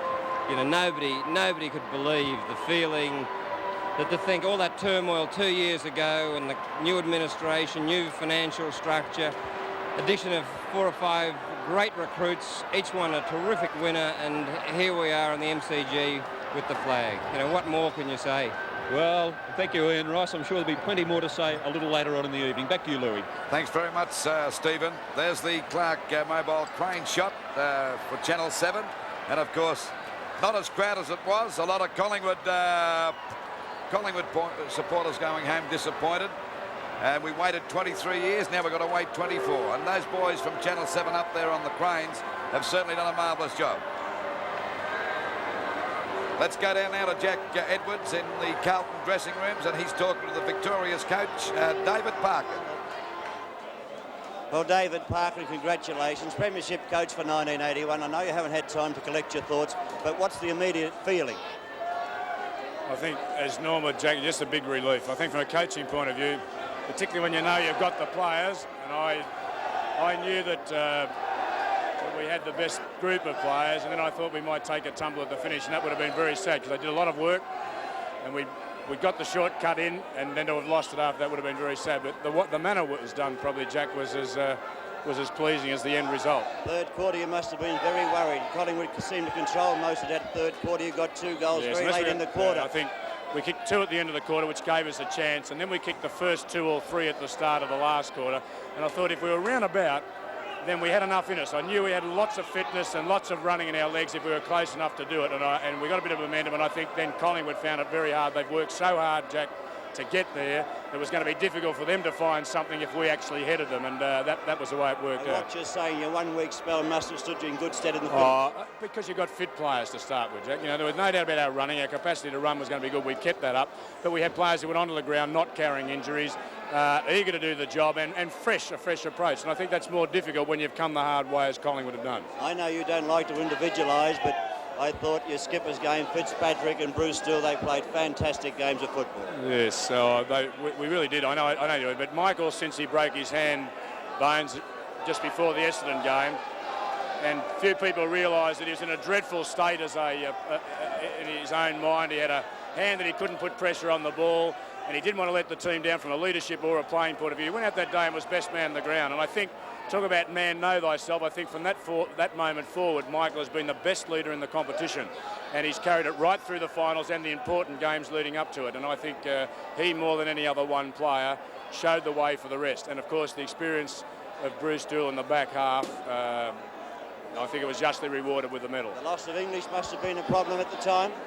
It was, because we'd shifted Harms and McConville, and that had worked for us, and then having to take Harms actually back out of the play was a bit of a disappointment. And Des have been a good player. Des English has been superb over the last few weeks, and I thought we might have trouble covering that because it took McConville out of the forward line, who was starting to show a bit too. But the job McConville did on Renee Kink was fantastic. Very good, yeah. Then we took a bit of a risk to change Harms and Kink, because when the game was even, we had to do something. And that worked for a short period of time, and then we were forced, because of the English business, to restructure the side. Well, thank you very much, David. I'll let you get back to your team, and congratulations once again. Thanks very much, mate. Thanks very much, David. Once again, the final scores in the 1981 Grand Final. Carlton have won this match by 20 points. Carlton 12 goals, 20-92. To Collingwood 10 goals, 12-72. Premiers for 1981. So that just about wraps it up from the MCG, which is starting to empty out now. A crowd of around about 110,000 people, I would say. So on behalf of camera crew, the boys that did such a marvellous job today, and I think you'll agree with a spectacular telecast. Our commentators, Peter Landy and Bobby Skilt, not forgetting our statistician Paul Todd, and everybody connected, our producer back there at Channel 7 and the crew he's got working there, Gordon Bennett. We'd like to say farewell to the Melbourne Cricket Ground, and we certainly hope that you stay with us again next year. So this is Lou Richards signing off on behalf of Bobby Skilt. Thanks very much, Lou.